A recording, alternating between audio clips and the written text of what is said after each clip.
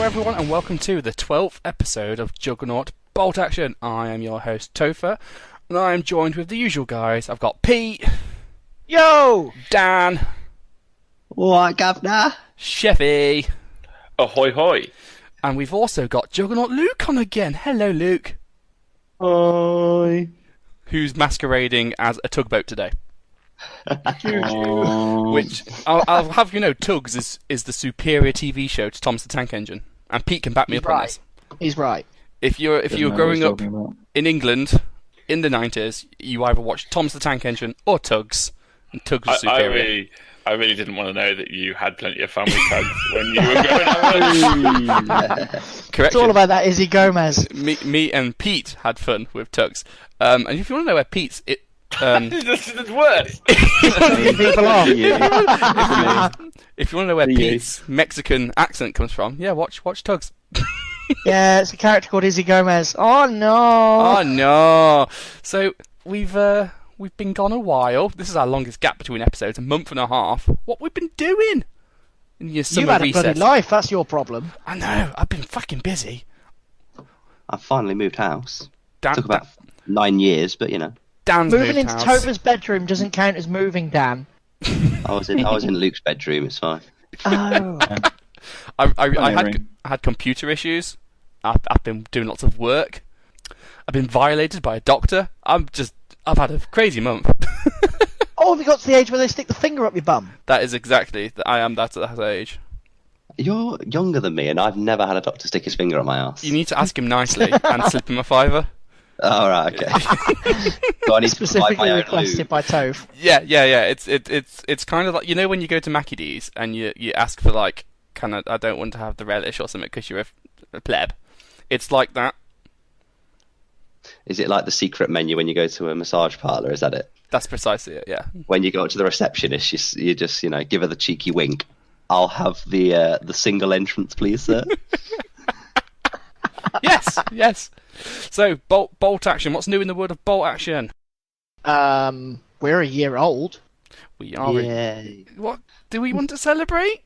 What do you do? Well, it's worrying because kind of we're Luke's type now. What, Oh.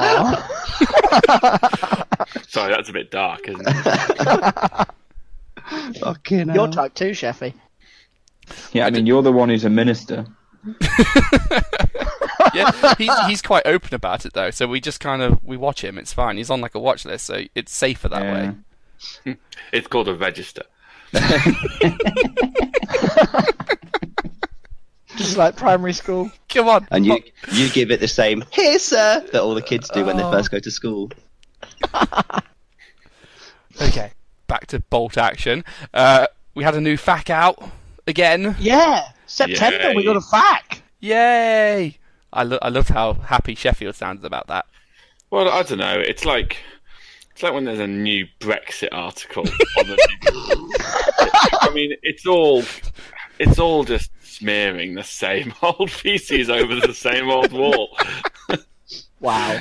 But you can tell how I feel about the FAQs. They shouldn't call it much of an FAQ rather than "we've read the rules for you and here's what we Yeah. mean." No, Exactly. no, that is entirely the opposite of what they've done. Shall we go through the it? opposite.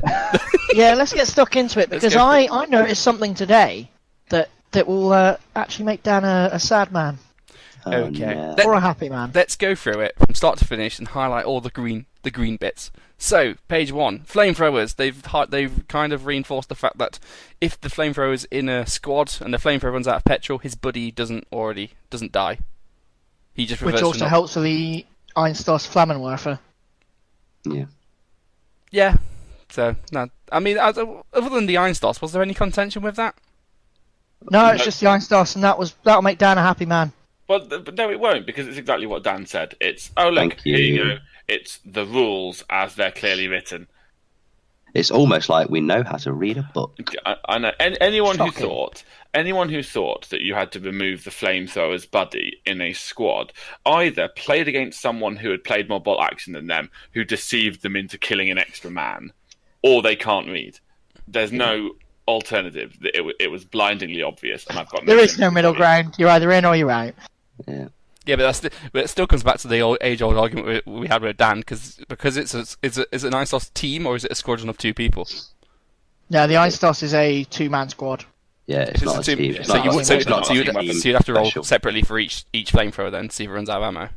Yeah. Yeah. Okay, What's cool. particularly annoying about that, I think we've possibly, it's deja vu, because we possibly had this in the podcast before. What's particularly annoying is that although they've got no other weapons, because they're one-shot weapons and not a team weapon, when they fired, they stick around.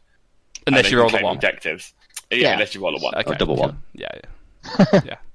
So, going onwards, they've now added field ambulances. So I think everything that was once in the additional units book has now been folded into the FAQ. Thoughts? Yeah, all right. Yeah, It's an ambulance. It's okay, don't mind. I mean, it's nice that they're all in one place now. Though this book, Yeah, this it's just document's an getting a bit extra huge. document. Yeah. It's just an extra document not to print off, isn't it? As I say, the ambulance is in, the veteran American infantry is in, the SAS armored jeep, SAS infantry, Wasp flamethrower. Oh, Wasp flamethrower.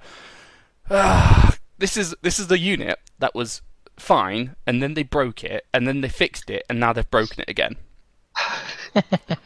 Because the Wasp was originally obviously invented back in V1 when you had those different flamethrower rules, so that meant going into V2 there was the wrong flamethrower rules, but then they FAQ'd it to fix it, and now they've released these rules again which have broken it again. Oh, yeah. So despite flamethrowers having 12-inch range and D6 plus 1 shots, this says is that the shots is always used by 1, so it's 2D6 minus 1. Wow, I had not noticed that. Even though I'd kind of glossed over it, hoping they meant that the example was wrong. either. well, the previous FAQ fixed it, so it was just 9-inch range, I think, rather than 12. Yeah, a vehicle flame. Yeah. With a Yeah, short Small range. vehicle flamethrower, yeah. But now they've broken it again. Well, at least they're consistently inconsistent. And it takes up the tank slot in your army, too. Yeah. We've also got the Armadillo, the FAI light armored car. Nothing new. It's all stuff that's been around. Versus heavy armored car. Look, more stuff. More The Lancia Ansaldo is an ism. What's an ism? Don't know, it's an is and an ism. Oh, it's Italian. Nobody cares. Keep going. What are you talking about? No, people care. Like it's kind of like, do you know on Radio 2, Ken Bruce's show, and they No. finished the quiz. Certainly there. The answer to your question is, do you know? The answer is no. Oh, come on.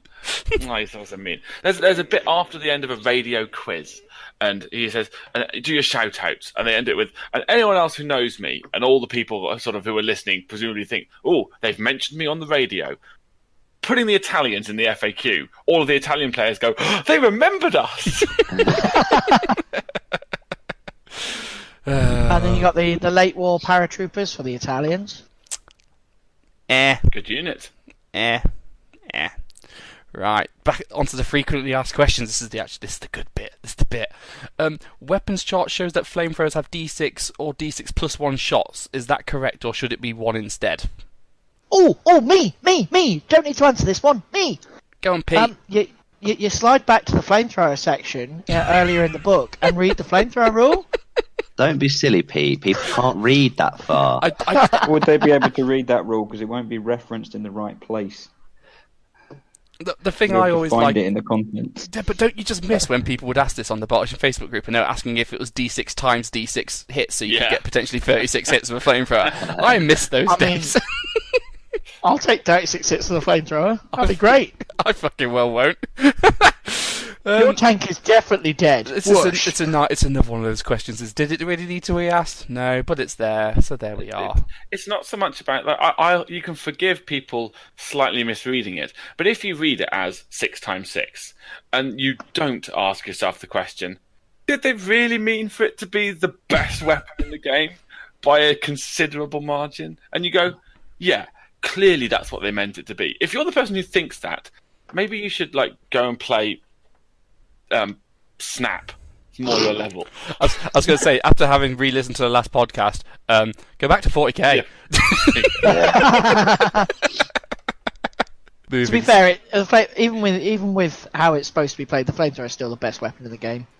Yeah, but it's not as Can you imagine it being?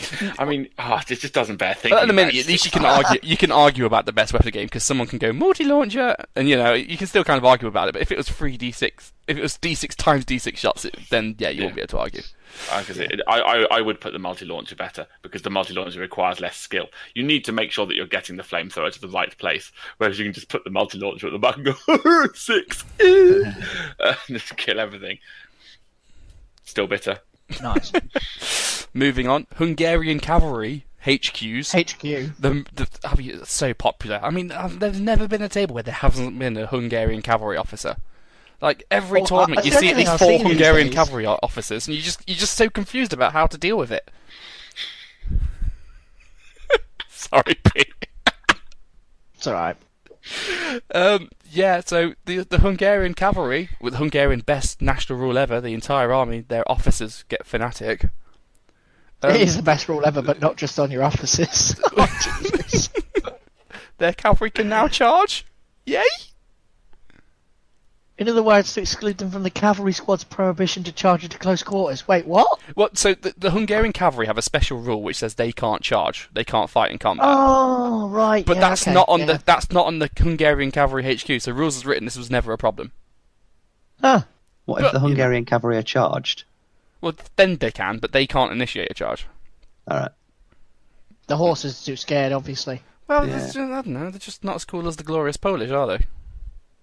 They don't go down on the horse enough. You know what? True.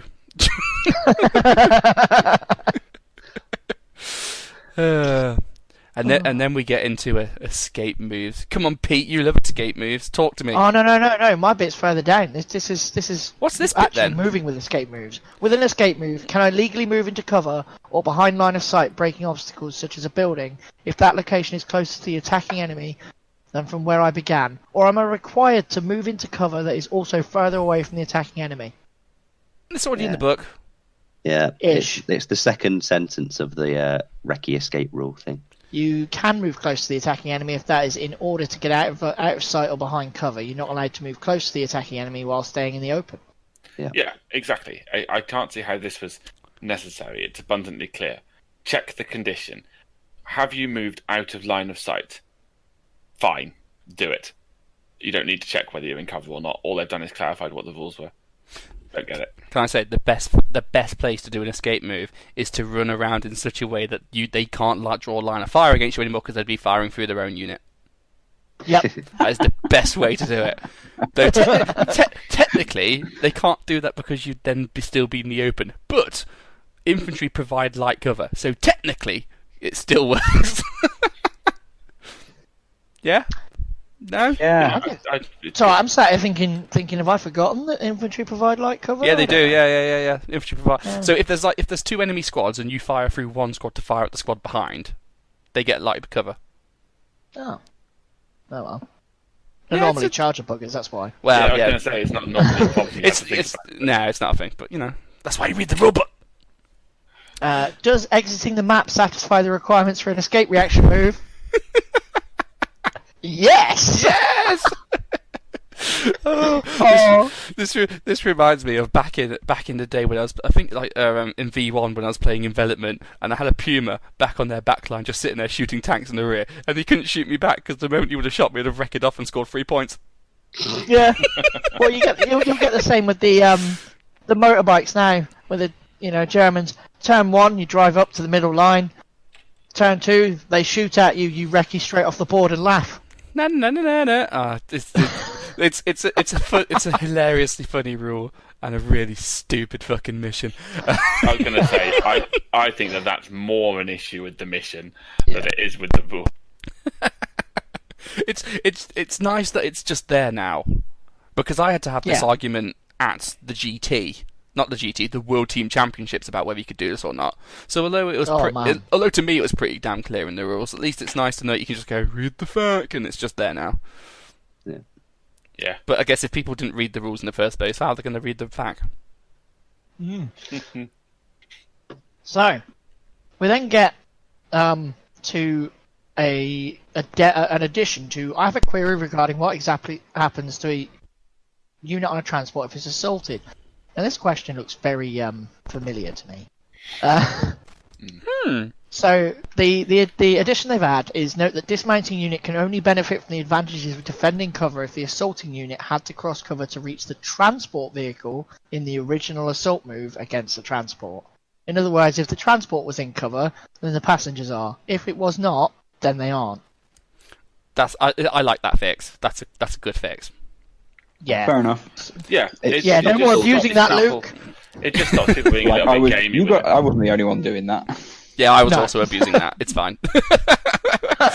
Because before they'll charge you, and you just go, okay then, well, my big nasty squad's going to jump behind this wall, and now you're going to go and fight me head to head, and oh wait, now you're going to easily lose. And it's just, it's a lot fairer, I think. Means I can charge you way more. Well, yeah, it's not You as can argue it's yet another reason why armoured half-tracks are rubbish. Yeah, but that's a rubbish that I can agree with. Well, no, because the armoured half tracks over the wheeled vehicles, the armoured ones can actually go. The half tracks can actually go into terrain. That's the difference. Yeah. Still not reason enough to take a half track though. No, it isn't. No. And I think the fact that you can't like sneakily mess with the assault rules to dismount behind walls and things is just one more reason why you wouldn't take them. Yeah. Carrying There's a on. nail in the coffin for you. You're not doing it right. Carrying on. Ambushed by a unit with a Panzerfaust when reacting and firing. Can the Panzerfaust fire against a different target? No, read the ambush rule. Yeah, I'm happy with that because there was a similar question about whether tanks on ambush could fire their guns at different weapons as well. It's nice that it's consistent and clear in this case. If you're ambushing, you can only fire at what you're ambushing at. Yeah. How long? The ambush rule in the rulebook. The ambush rule in the rulebook specifies ambushing unit and target unit. It doesn't specify multiple target units. I like the clarification, but I think it would have been better if they'd have said with a one-shot weapon. Yeah. Because that would have been, if they'd have said with a one-shot weapon, that would have been clearer than, because now you could use a Flammenwerfer and say, well, it doesn't say that I can't. Yeah, it's better than where it was before the FAQ was released, so that's fine. But they've still not FAQ'd waiting for your unit with Panzerfaust to foobar, and then your opponent using them to fire all the Panzerfaust at weapons to a target the other side of the map and auto missing. Yeah, that you can't see. Yeah. Yeah, boy. You got me with that. You paid 20 points before Panzerfaust. Well, they're just going to fire that tank that's out of range, and that's 20 points wasted. Yeah, they need to FAQ that you can't split fire one-shot weapons from a foobar fire order. But until they do that, it's just you've wasted all your Panzerfausts.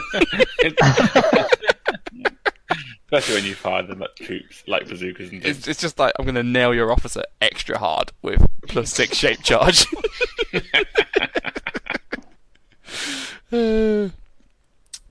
Come on, Pete, more Recce stuff. And then a big one recently. Myself and another member of the community had quite a long discussion regarding this, and we were going back and forth.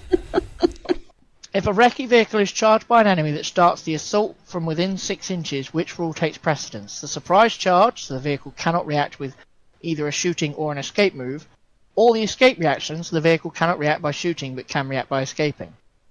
Answer being, the surprise charge takes precedence, so if a Recce vehicle is assaulted from within 6, it cannot react with either a shooting or an escape reaction. Yes! Nice. I approve. Yeah, brilliant. I approve. Nice and clear. Any arguments from that? Dan, you like abusing Recce? Any arguments? No, because it's the surprise charge is in the rule book. It's a very clear rule. I don't understand how people got it confused. Yeah, I mean, hands up, I got it confused. I get it. I get both sides. I get it. Well, I'm clearly on the side that the FAQ took at this moment, but I get the other side. When we were at that recent tournament, Pete was adamant this was in the rulebook, and I was adamant this was in the rulebook, and everyone else was like, well, I'm not 100% sure, but I'm glad it's all just been cleared up now and we're proved right once again. Because for me, the question humble. Was, if you can Recce against surprise charge, then what is the other situation in which surprise charge means anything? Because that's surely the only purpose that surprise charge makes. Infantry can't shoot you if you're within 6 as well. Yeah, But again, it's the reaction fire when you beat charge. It's a unit no cannot do reaction, anything if you're within 6. I'd have assumed that I wouldn't have tried wrecking a vehicle that was being charged from within 6, just as default. It seems to be. Well, that's on paper now. Yeah. There we go. Right, are we ready for my section where I'm going to get really upset and angry? Oh, on, this is Tove. Super Tank Riders. So this is Tank Riders, which are one of my favourite units, and were actually quite clear, and they never really caused much confusion. The FAQ has now, out of nowhere, had 4 rulings on Tank Riders. 4? 4, and all more crazy than the last. So let's start. The first one, when tank riders are riding on a recce vehicle that is fired on, which happens first, the escape move or the disembarkation? The Warlord FAQ says the escape move. So if you fire at a Soviet Stuart machine gun tank, which has tank riders on it, the Stuart can run away first before they guys disembark. Now the stupid thing about that is that is directly against the actual army books where tank riders are, which say the moment you declare it as a target is when they disembark. Not once your opponent has a chance to go down. It's when they're not when you've even hit. It's when you've declared as a target. Okay. But what's the next one, Tove? Because that's just got a really small answer. Same as above, but escape move takes the transport vehicle out of sight or arc, but not out of range. Do the riders have to disembark? No, that's well. Once again, If we declared a target, surely you've got to get off. Well, that's logical. If you're allowing them to run away first, that makes sense. Yes, I disagree with the fact that they're allowing to go anyway. Right, are we ready to get fucking crazy? Tove's going to get triggered. When Trigger disembarking because their transport was fired at, how far from the vehicle can the riders be placed? Do they follow the regular disembarkation rule and get to move in advance or run distance before going down? Or they place D6 from the vehicle as if it had been damaged, effective damage on passengers rule. Bearing in mind previously, everyone in the universe had just played it as a forced disembarkation, because obviously it's not their choice, so therefore they disembark D6 inches and go down. And now it says they follow regular rules for dismounting from transports. Nice. Let's walk through this, guys. That means if you shoot at my tank, I get to do a free 12-inch run. Is that before or after you've recce'd closer to them and out of sight? It's just you can get a free 30-inch move by being exactly. shot. You put your tank riders on a Stug or an assault gun. Let's assume they're Russian ones. You put them on an assault gun. You run that forwards. End of turn. You immediately then, let's imagine it's a recce gun. You then move up to behind a building, disembark your troops into the building in your opponent's deployment zone. Everything about this is completely bonkers. Don't forget, you then go down. So you get the full benefit of doing a run move, and then you get to go down. So if you're on the back of a tank and you run on a road 36 inches, and then someone shoots you, you can then disembark 12 inches off that and go down at the end if you move 4 foot on a single turn. I cannot believe they thought that this was a good or sensible. Dear Warlord, can I have some Japanese tank riders? This sounds amazing. It's turned an already quite good unit, not broken, but like quite good, into absolute super soldiers. It's just, I was looking through the Soviet book going, which is the cheapest way I can buy SMG veteran squads to ride the cheapest tank that they can ride on? And I'll have 3 of those in an armoured platoon, and I will just be in your face in one turn with SMG squads. This causes more problems than it solves, because it says they get to do an advance or run before going down. Does that mean I can shoot after I do an advance? It's get to move an advance or run distance. It's not an order. Well, I mean, their dice isn't out. Oh no, they go down. No, well, they go down before going down. Yeah. Or run distance before going down. It's the distance, not an order. Then why allow an advance at all? Why don't you just say run only? Why say You advance? can't run through terrain. Well, why not just say 6 or 12 inches? By using the words run or advance, they're leaving it open to that you're under those conditions. So if your Stuart is in trees, you can't run through trees. You can't issue a run run through order. trees. You just move 6, don't you? No, you can't issue a run order when you're in cover. You can, It's because you can things issue like- a charge order which goes down as a run. Yeah, but it's not an if it is actual run order. unless it's a run order, you can't enter a building. So the question is, if it says you can run, can you enter a building or not as part of that movement? Yes, because you're only disembarking. It's a really odd way of ruling it that just makes them monstrously good. Can you charge them with that run order? No. Is it a run order? It's Because not an order. It's an advance or run distance. Then It's not why order, say it's a run? distance. Why change it? It was perfectly Because- fine as a D6 move and then go down like the emergency disembark was. Why are we making it complicated? Basically, what they want to say is they want that you can move 6 or 12 before going down. That's all they want to say. But they didn't say that. But it's basically what they say with different words because they use advance or run distance. Words Now, and if they meanings, say Pete. advance or run, It's still yeah, it, distance has a fucking meaning. Order has a different meaning. for What are me, you on? If it had just been that, if the only point of FAQ about tank riders had been relating to the disembark, I'd have gone, well, that's a bit odd, but never mind. But you combine it with the weird recce response and the fact that, and combine it with all of that, and it's just weird. And because it's now run, you can now use that to get into a building. Mm-hmm. And then go down. You couldn't do that before. So now you can do your run or your advance on the tank, then they shoot you, then you run 12, which can be into a building and then can go down. And if that building's a particularly big Question. building, that can get you an extra 6 inches of movement. It's bonkers. Question. Hello. So, run. Does it have to be a run order to the building, or is it run distance to get in the building? I don't know. It's another complication. Because if it's run order into a building, you can't get in a building. Yeah, that's true. Yeah, but you use the run move to get into a building. Yeah, but that's a run order. Because they've specified run distance, it's a weird specification. I don't think the entering a building specifies run order. I think it uses the same flaky wording. I think it says you need to run to enter a building. By that not logic, you Pete, need a run order. you can't advance into terrain because you need an advance order, not an advance move. Well, you know, I'm having a look at the buildings now, don't worry. Look, let's just skip it. Let's just agree that they're all fucking bullshit and they've created complication where there was none before and made things actively worse. No, to enter a building, you must be ordered to run. You Okay. have to run, because otherwise, how would you charge a unit in a building? And entering cover, is that right? I Because don't we could. Let's Oh, just Hang on, just to make this point. The point of an FAQ is precisely to stop us doing what we all just did. All go to our rule books. Now, if the FAQ makes 4 or 5 people who know the rules really well all go, hang on a minute, let me look in my rule book, then it's not doing its job properly. Although it does make for good podcasting when 5 of us stop to read. No, look. Look, fuck it. Let's agree, we'll argue about it at club next Tuesday, or we'll argue about it when I try and do it. Deal? Yeah. Okay. It'll only matter if we're winning. Yeah, and the final part of that is tank riders can now use that movement to get out of the board on envelopment, Nice. which means if you're on a Turn tank, 3, you're off. no, you can do it on one turn. If you're on a tank that's on a road, you run 3 foot, and then someone Yeah. shoots you. You get the extra foot, and then you're off the board from a single turn.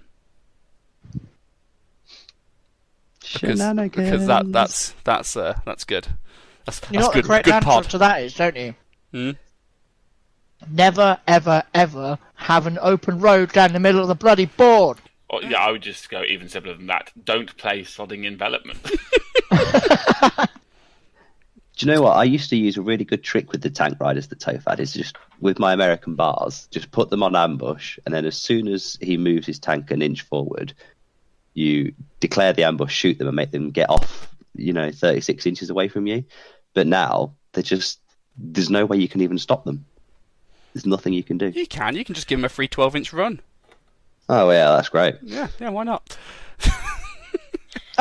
What you can do is you can give them a free 12-inch run after ambushing with one unit, and then ambush the fuckers with another one. But they go down.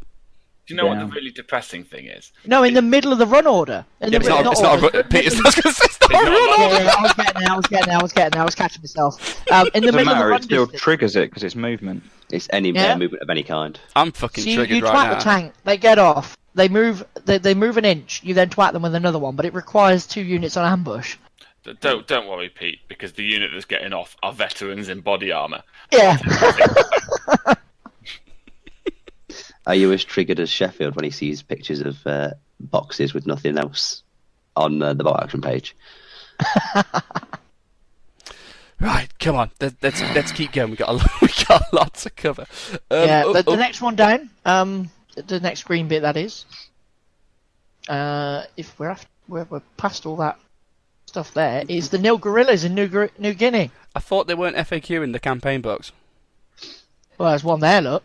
Also, I've just noticed up in Battle Group Europe, that's where the Wasp flamethrower rules are. Oh yeah, look. So then it puts it in, and then specifically puts the number of hits there. I think this book is the only book I know in wargaming history that has both the initial rules and the FAQ for that rule in the same book. Choosing your officer from France and the Allies book, you only get the option of inexperienced or regular, but considering the officer is leading a group of guerrillas surviving in the jungle who can all be veteran, can the officer be a veteran? Not by the strict application of the rules, but of course in a friendly game, I would have no problem in allowing you to do that. So no. Who is I? I hate answers like that. So no.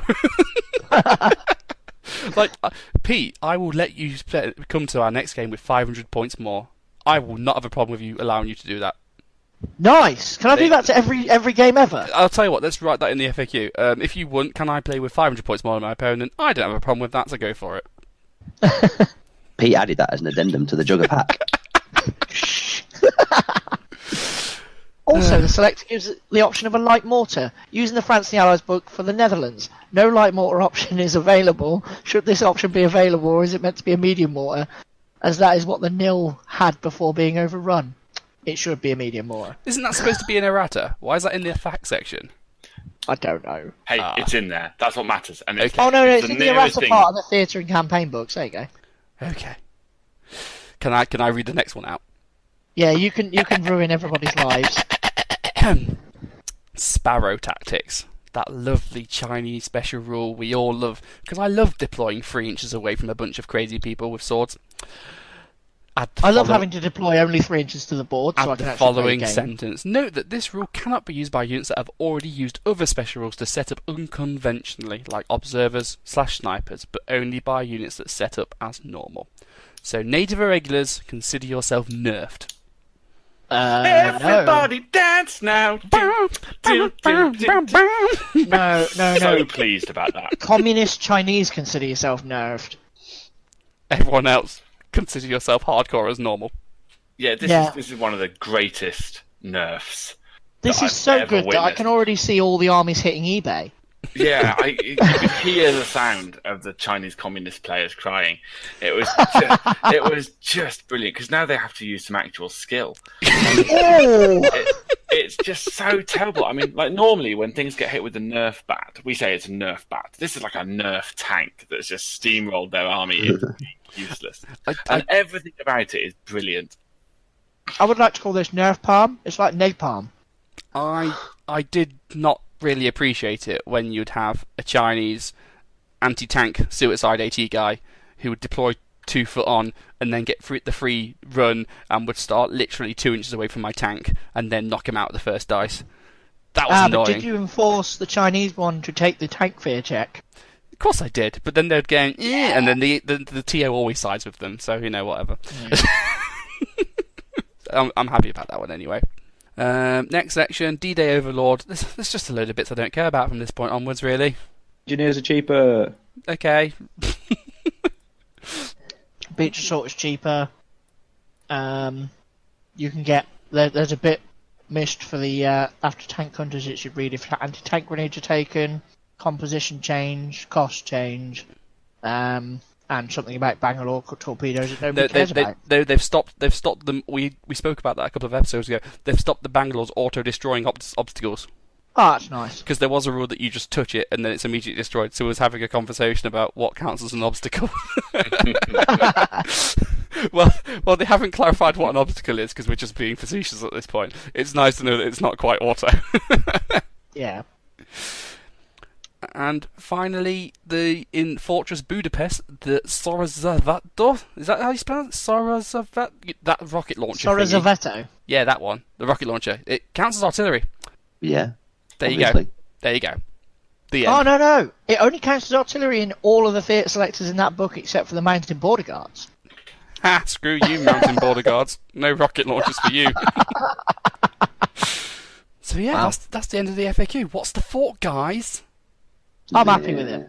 I'm happy with it because as a Japanese player, killing a Chinese army first turn when they were right next to me was just not fun. What are you talking about? Yeah, it was.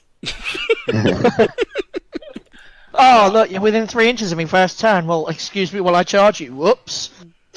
No, I fine. As an FAQ goes, like whatever my disagreements with the stupid changes to tank riders are, like they've redeemed it by just whacking the Chinese communists with a massive nerf bat.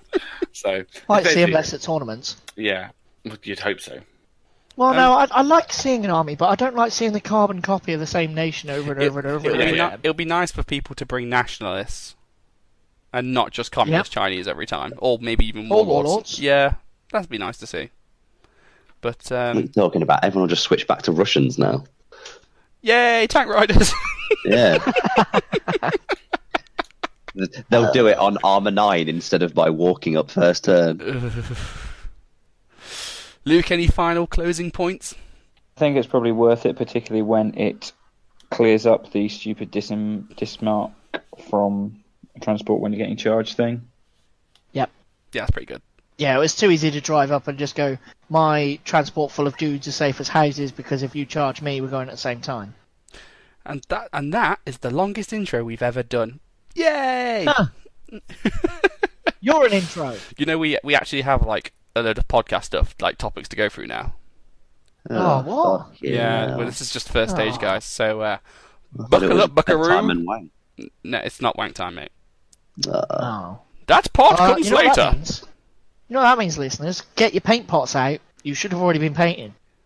This is time for Juggernaut Part 2, Electric Boogaloo.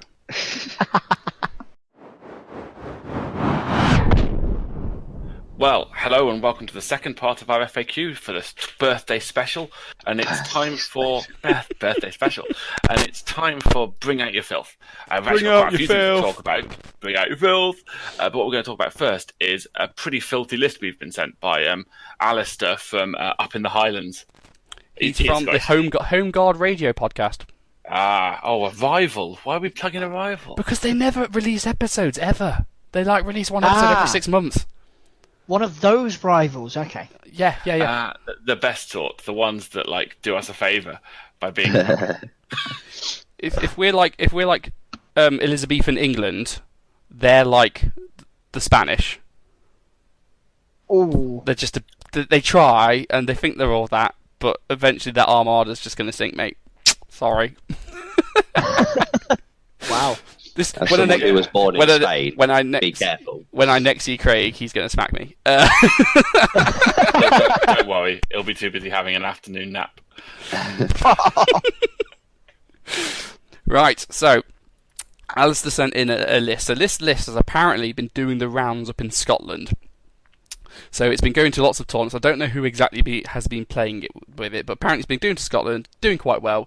But Alistair reckons it can be tuned up. So he would like our opinions on it to see what we can do for it. So, shall I read it out? Anyone else want to hear your own voices? No? Hear my voice?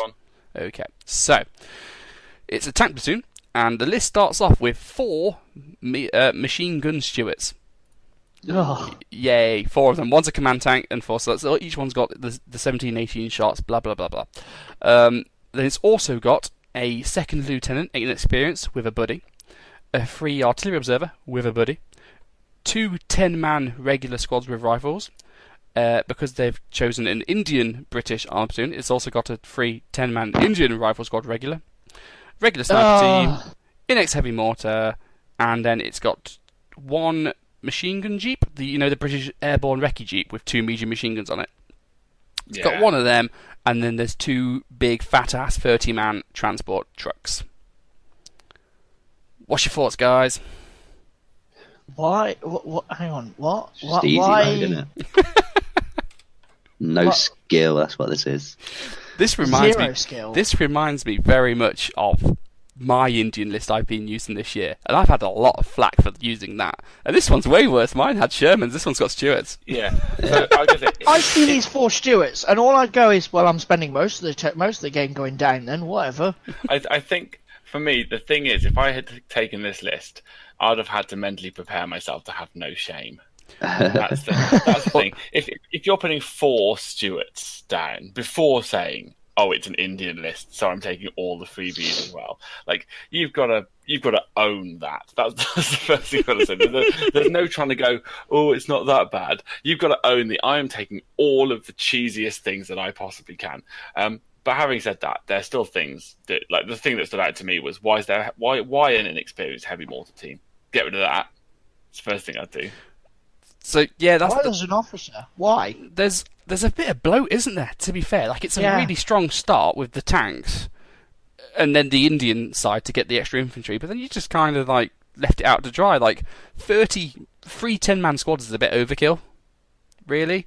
I'd start off by, obviously the Indian squad's free, so leave that one. But those other 2 squads, drop those down to 8 man each. Suddenly you've saved yourself 40 points. Yeah.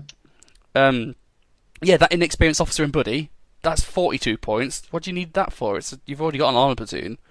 And then the free artillery observer, does he really need his buddy?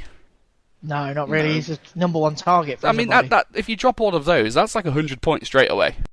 I'd It's not also like drop you- the heavy mortar for a land mattress if you're going to Yeah. really take the piss. And I mean, what is it? It's 16 dice. Is that? That's Something it's like enough. that for 1,000 points, yeah. And it's an armor platoon at that. Exactly, and it's just like I don't like it. It's a horrible list, but that's because it'll be effective. I wouldn't want to play it. You need something that'll so that the list can have some tweaks. You need something that will say to your opponent, "You're going down, and if you're going down, you're dying." So the heavy mortar is a good start, but you want the land mattress to say, also you're going to split up, so you're nowhere near the main objectives. I think that heavy mortar you can also upgrade to a mortar carrier for like 20 points. Oh, Because it's, You wouldn't be able to, though, would you? Oh no, Yeah. you haven't got the slot in Because there. he's got the recce jeep as well as Oh, the yeah. thing. Oh, I'd totally. You've got enough Build machine your gun slots with the Stewarts. I'd replace the recce jeep with a mortar carrier straight away. The thing is, like, do you know why I like the recce jeep? Do you know what my argument for it is? Is that the recce jeep is a slap in the face of every single machine gun team that ever existed. 'Cause for 5 points less, you're faster, tougher, have an extra machine gun, and have recce for 5 points less. Yeah, but don't let 60K war. don't let the internet tell you that machine guns are bad. Okay, you know you do what you've got to do. Sorry, I couldn't hold it. Yeah, it's a bit silly, isn't it? But yeah, I'd go mortar carrier. You've got machine guns out the wizard. What you don't have is things to dig people out. So I'm thinking mortar carrier to get the mortar. A land mattress if you can squeeze it in, because that mules is also another dice. Way. And then maybe a flamethrower or 2. Maybe Yeah. upgrade one of those regular squads. Upgrade it to an engineer squad, because then you just got to pay 20 points and give one of them a flamethrower. Done. Can you You do might that be with able to more than fix. one for the Brits? No, they're only allowed one engineer squad. Yeah. But if you I'm still, interested in the meta makeup for north of the border now, because if you threw this in front of me, I would just go down and giggle, because your machine guns are going to do next to nothing. Enjoy. well, I was also speaking with Alistair, and much to his annoyance, they still play with the main rule missions out the book. So they play things like demolition. So when you're playing demolition, the list kind of goes out the window, really, doesn't it? Well, yeah, you can just drive a tank onto that and you win. Yeah, it's a weird one. Yeah, that's what I'd do anyway. I'd drop the officer, drop the buddy, drop the squad sizes down, add a flamethrower, upgrade the mortar to a mortar carrier, add a flamethrower team. Done. Yeah, sounds good. See, I'll be the bastard that squeezes in a land mattress because of my dick. Yeah, get that land mattress in. But yeah, other than just scrapping the whole army, what would you do, Sheffy?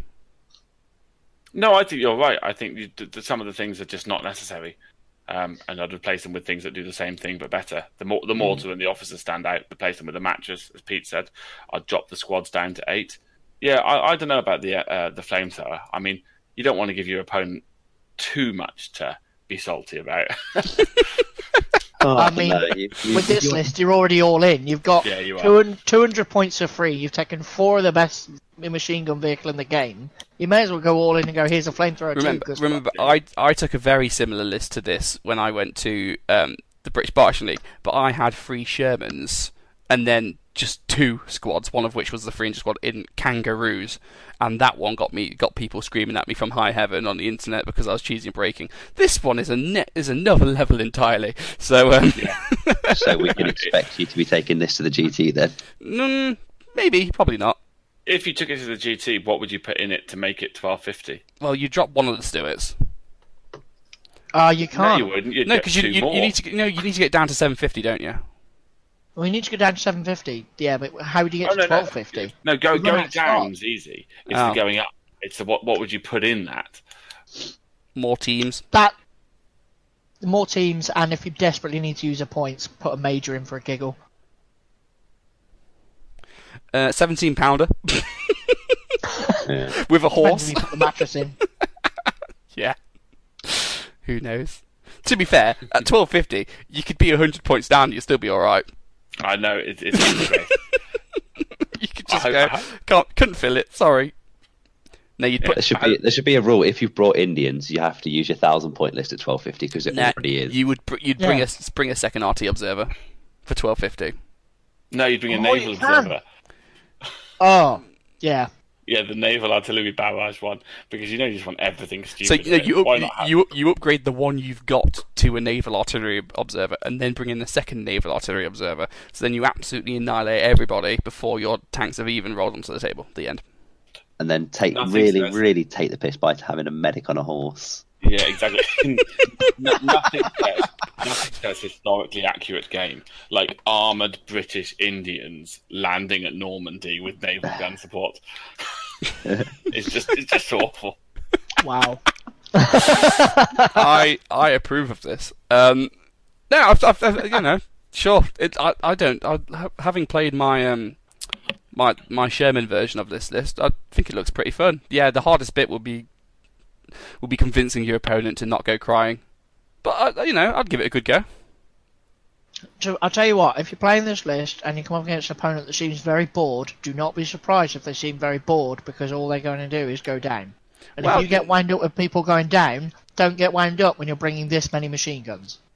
Well, yeah. I mean, everyone should just always be nice to everyone, no matter what. But yeah. Thank you, Alistair, for your submission. Hopefully, you get your podcast up and sorted soon, and hopefully, we've made it even worse for you. And please don't bring it to the GT because I don't want to have to play it. The end. Dear For Scotland, anyone, we're not sorry. yeah, for anyone that has never met Alistair, he's like Topher. He wins a lot of painting awards, but he actually has skill.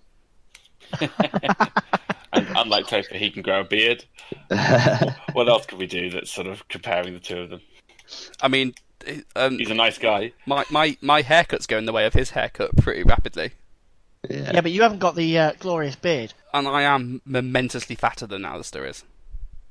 Also, he's Scottish. Everyone loves Scottish people. I'm English. Everybody hates English people. Although, if you were to wear a kilt, you would have to tuck your cock into your socks. So That's not Scottish. swings and roundabouts.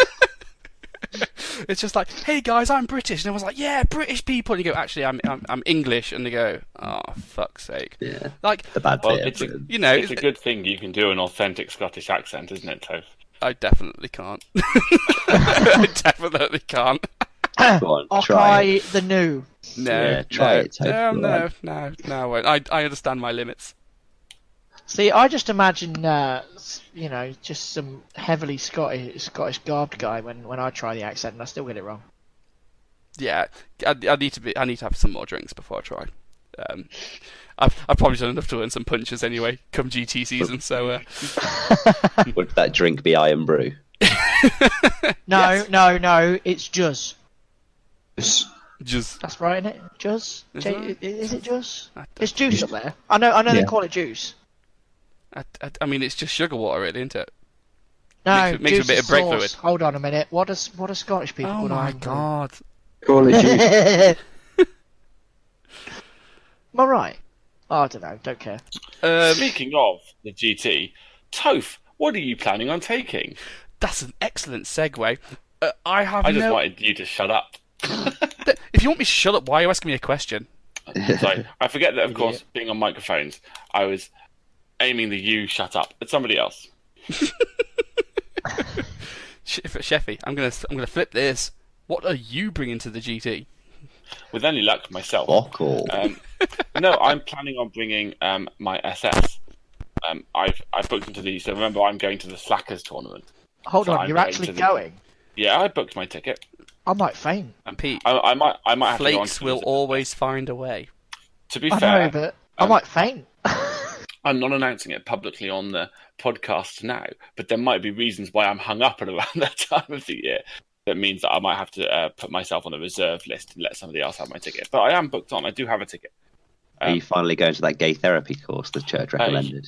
Absolutely, yes. The one that will turn me into a fully fledged gay. That's the one. I mean, it worked wonders for Luke, didn't it? Run it. I'm waiting for you to book on. He's the poster boy. So, no, I'm planning on bringing my SS, lots of SS infantry. So one of the things that I thought would be funny to do is take none of the units that people think are good and all of the units that people think are bad and see what happens. So I've got a couple of decent-sized squads of, quite frankly, over-equipped SS. Too many assault rifles, LMGs, and things like that. There's not too many Panzerfaust and things. But I'm going to take a veteran MMG team. There's a veteran sniper team. Basically, everything's veteran infantry. And it runs about 8 dice, I think, at 750 points. And finishes at about, I think, 16 dice is what it has at 1250. And so there's basically all of the good things that are the staple of effective German lists aren't in there. So there's no flamethrowers of any sort. There is no Panzer IV, so there's no access to Tiger Fear. There's no, in fact, to be honest, there's no tank greater than 8+. And I'm just going to be interested to see if I can force people to dislodge me. I mean, I might be going a bit mad by taking loads of things that aren't effective. I'm still not paying the points for Fanatic on SS. Even I won't go that far. It's still utterly ridiculous at 3 points a model. But I've got a fun, silly list. It'll be partially mechanized at 1,000 points and higher. And I'm just I think it'll be a laugh. It's got cavalry in it. Is that the game we were supposed to play tonight? No, because I'd written a better list for you who's going to the competitive event, one that might actually deal with the partisans. So, yes. Oh, Luke, you're taking the partisans. Partisans.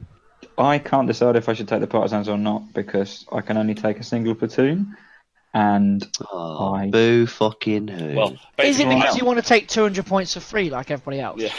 and that will be the other thing I'll be doing. Yeah. Before we arranged to do the podcast tonight, I had arranged to go and play Luke this evening, and we were going to play at 12:50. But because both of Luke's lists, whether they're partisans or British, are just massively bloated with too many dice, I'd written a list that wasn't going to be outnumbered 2-to-1 in dice, and didn't have all of its eggs in like one armored basket or something, because otherwise it would have been a steamrolled game playing against a competitive list that is proven to be effective with one that absolutely wouldn't be. So don't worry, Luke, I wouldn't have been taking the rubbish one that I'd be taking to the open list to play you. I'd have actually been trying to win. We're all very disappointed that you're not taking a Tiger to the open side. You're not representing the spirit of the Juggers. The trouble is, it's really hard to, because you've got to get it in 750. Because it's more than either of the point increases, and because they specified, this is why it matters, the way it's phrased in the pack and in the clarifications.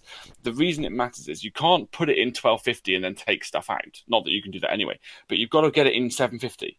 And you can't get a Tiger in 750 easily. Or you're getting can't add it to the other ones. Nothing else. Hey, yeah. I took a Tiger in a 612-point tournament. Yeah, So Toph you did. definitely. Great. I got 2 wins and 2 losses. I was right down the line. It's true. Wasn't really a tournament. It was a lovely little. Yeah, but it's just totally Not a doable. tournament. Totally doable. The thing is, yes, if you take the Tiger, you kind of have to take it fuel source shortage, get your discount on it if you want to. Can you take it on a regular Tiger? Yeah, of course you can. Yep. And then you take 2 cheap squads of whatever. What did you take? Was it Volksturm or something like that? Schutzen. Yeah, there you go. Same thing. Small, tiny squads. God, you've done with that. a free LMG. And then, and then basically you just have whatever else the points you've got to play with. But it's just so limiting because no matter what point level you're playing at, like at least a third of your army is sat in one thing. And you can kill a Tiger with a flamethrower. You can kill a Tiger with, well, you can kill it more easily than you'd think. Okay. So no. So you've got your SS. Luke's either bringing his partisans or his Brits, and hasn't quite worked it out either. I understand. It's not Brits, it's British Indians. Well, whatever. I actually understand where Luke's coming from in regards to not only having one platoon, because that's the problem I've had with my Polish, and I really can't decide what I want to bring, because I want to bring my Polish, but they really don't scale up to 1250. Like, I just start running out of slots. Yeah. So How big can you get your cavalry squads though? Oh, they can go up to like 13-man squads each. But they're useless. Yeah, it's just wasted points really. So, and I'm also really struggling. So you get 4 750-point games, and then one 1,000 and No, it's 2 1,000 and 1 1,000. 1250. how many games of each do you get?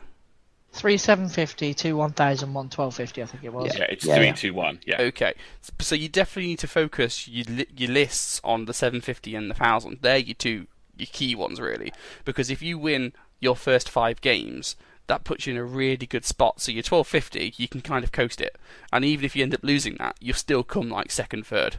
So Yeah. the 1250 is kind of an afterthought. But I'm also aware that the 750 is going to be chock-a-block with tank platoons. Because of course it is. If you only allowed one platoon, you're going to take a tank platoon because obviously it's just the best thing to do. So if I take my Polish, which I really want to do just because they look cool and they're fun and they're my new army, I will get steamrolled because I can't deal with 4 Stuarts. So I'm kind of sitting there going, well, if I want to deal with 4 Stuarts, do I bring my Soviets out and bring 6 dog mines? And that's very possible, very doable, and very expandable. But I've brought my Soviets for the past 2 years, so do I want to bring them a third year? Third It time's a helps charm. prove the point. It helps prove the point that this pack increases the distance between the Shit. haves and the haves not. Maybe. And I've also been thinking about bringing Germans out, just because I've not brought my Germans to a GT before, and you can do some fun things with the last levy selector at 750 points.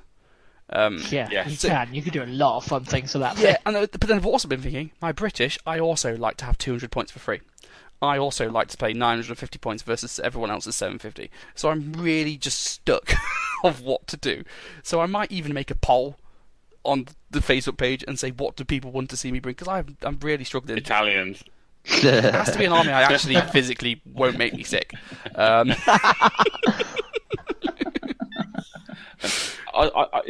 with you. I would really like to see the Polish, but I know that they're not as effective as the other two. So genuinely, I think you should take the Soviets. That would be what I'd vote. the Polish just really rock scissors paper. Like if they come up against, I don't know, a paratrooper list, they will annihilate it in theory. But if they come up against, say, I don't know, a tank, a Soviet list or a tank list or someone with just loads of firepower, I'm screwed. So you're kind of betting on the luck of the draw of who you come up against and what mission you play, and I just don't really want to put, and I don't have enough faith to put into that it won't screw me over.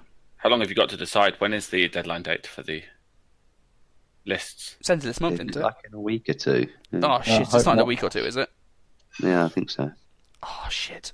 Okay. I think it's like the 20th of October. I need to get Decide my shit. quicker. I need to get my shit together. Basically, that's my answer. There we go. Bring out your filth. Toph has no idea what he's doing. The end. I need to lock myself in a room for a week with my Quartermaster app on my phone. I just need to work shit out. Best app. I just need to work shit. Make sure you take some lotion, mate. I need to take some lotion. I need to put on at the end of that I need to week. put on the Marvin Gaye, and I need to take the FAQ. So I've got something to wipe my arse with afterwards as well. Won't it feel like wasted time though when you come out after that week and you've just taken the British Indian Sherman platoon? Yeah, but I'll have, 4th of November. I will have come to that conclusion naturally. Sorry, was that the answer, Luke? Is it 12th of November deadline? 4th of date? November. Oh, we got a month. We got a month. yeah. Yeah, that's great. That's going to be a long meditation sesh. I should say, if I was going to, just to say, agree with Toph, if I was going to the competitive one, yeah, I'd have been taking a tank platoon. 4 Panzer IIs is what I was thinking of doing. Yeah, nice. Come on then, Dan. What you bringing? I don't know whether to take my Finns that I took last year and just buff out the Sissy Recon squads. Maybe add in a couple of extra teams here and there. I'm not sure what I can fit in. I might have to actually use a tank rifle, and that does not sit well with me. Or if I'm going Americans, I can easily bump up my WTC list to 1250. I could easily take a Stuart spam platoon, and then I could easily take Market Garden as well. So at the minute, I'm kind of erring on the side of Stuart spam, just because they're American Stuarts, and then the cheap American infantry that you can put with them are better than everyone else's cheap infantry. So I think that's what I'm going to end up taking. But I will try to make a list that has my that I can fit 1250 in Market Garden, but I'm not sure I've got quite enough models to fill it. I guess so at a GT, you need reliability, don't you? That's what you really need out of your list. You need something that can work in all situations, because you've got 6 games, it's going to be a long haul, and you don't know what you're going to come up against mission-wise and table-wise. So something like the Stuart spam, although, yeah, it is a bit boring, it's also reliable. Yeah, I mean, I think I could easily get 4 Stuarts in 750. I think if they're 140 points each, it's only like 500 and some points to take all the Stuarts. Then you just take 1 engineer squad with a flamethrower, and that's your turn 5 reserve from the flank. Come and get the objectives if you need to. Apart from that, when you're bumping it up to 1,000 and 1250, I would just add a Sherman howitzer and then some more infantry, and that's about it, really. Pete? Standard Dan US list, yeah. Yeah, pretty much. Oh, I've never taken a tank platoon before, actually, so I'd have to Have you practice not? with it a bit. No, never. Not at a tournament, anyway. We've had it in kickabout games where we've done a tank war game, but never at an actual tournament. Bloody hell. It's because the Americans can take so many flamethrowers, you don't need to really take tank platoons. Yeah, when you take a 4 or 5 flamethrowers, nobody cares. Yeah, I could easily take a list with 6 or 7 flamethrowers in it at 1,000 points. So you don't really need anything else apart from like maybe a bazooka, just in case the 6 flamethrowers miss all in one go. But it's pretty safe. Americans are quite a well-rounded choice for anti-tank, especially for their base infantry squads. And to be fair, bazookas are pretty cool. Yeah, I'm starting to love them a little bit more after the last 2 tournaments where they were just rocking out with their cock out and they just slayed everything that they were hitting. Just like, tank, that's dead.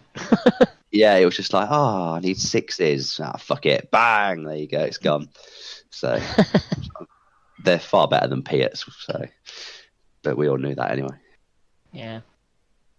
So yeah, that's me. I think probably Stuart Spam or Market Garden. I'm 50-50 on both of them at the minute, but I do like the idea of playing 100 points up like the British would do it by taking Market Garden, because I get the free RT Observer, don't I? Yeah, well, all these people taking 3 points. Disgusting. That's it, mate. Got to play on easy mode like everyone else. And that Chinese army I was building can go in the fucking bin now. Come on, Pete, what are you doing? I think it's going to be the same plan as I was going with anyway. Although I was toying around with a Okinawa list that was just full of dudes. So you're just going for ignore the morale phase again? Yeah, I'm taking the Japs again, but that's purely because this British army isn't. Well, it's built, but it's not ready to go yet. I'm gonna say I was going to take my Belgians, wouldn't I? But because of the house thing, it's just I'm nowhere near painting them, so there's just no chance I'll get them done in time. And I haven't got the tools I'd want to take for a German list, and so it'd look a bit odd having to borrow mates' models, because everything would just look odd. So I think it's the Japanese again. It's just I know what I think I'm going with, but it's whether I suddenly flip over to using these weird little bamboo spearfighter boys. I mean, it'd be good to have a squad of them at least. Yeah. Plus, you've got the models now. Yeah, you've got the models now, so you may as well. I could put 30 of them down now. Yeah, it depends what I can do, and I know at 750 I'm just going to be up against tank platoons. Yeah, it's such a shame that. How many bomb sticks can you get? With the selector, I wanted to use. If I wasn't using the bamboo boys, the selector I want to use can fit 6 in, but then it's 6 easy dice to kill. And Otherwise, I can fit 3 in per anti-tank slot. So it's an odd one. None of us really seem that confident, do we, in list building stage of this tournament? It's a weird only- one, isn't it? It's only because the pack because is so of the weirdly selector. limiting. Yeah. Yeah. For me, it's the selector, because at 750 I'd normally be quite, I can take anything, but knowing I'm up against tank platoon after tank platoon after tank platoon, because it's the no-brainer, I've already worked out I can't get to 1250 in the right manner for a Japanese tank platoon, and at 1250 it's laughable because everybody else has much better tanks than me then. It's only really worth it for me at 750 and 1000, where everybody else has got to skimp out on tanks. Yeah, but then your infantry come into their own, don't they? You're capped at 30 infantry. That's true, that's actually. Yeah. probably the best reason for me to go Soviet Silo Height or Stalingrad, just because while everyone else is sitting there at 1250 points trying to stretch their list out, as the Soviet player, I've got slots and space for days. So everyone else is going, I'm making my squad 20 man because I've got nothing else to spend my points on. I'm just sitting there adding the 4th flamethrower and the 5th sniper, you know what I mean? So that might help It's why I'm on the last considering. game. It's the same reason you're looking at Silo Heights. It's the same reason I'm considering using the Taro selector. Because sure, the 2 tanks I get aren't very good, but at 750 I've got 2 tanks, and then 1000 I've still got 2 tanks, but I've got more infantry than everybody else. Hmm. Weird. At 1250 though, Toph, would you still take full inexperienced spam, or would you actually put something good in? And would you go double heavy howitzer again? I wouldn't in 750. The howitzers are a bit over OTT at 750. I might put Watt in, but definitely not 2. Are they your additions for each? Add one for 1000, add one for 12. Maybe. Yeah. It's hard to know because if you don't have the howitzers, you need something to actually kill stuff with. So it means you'd need more flamethrowers. You've got your double Katusha though. Yeah, they'll fit in there because they're only 65 points each. They're easy enough to squeeze in. I don't really know. I'd be tempted to go scouts. Yeah.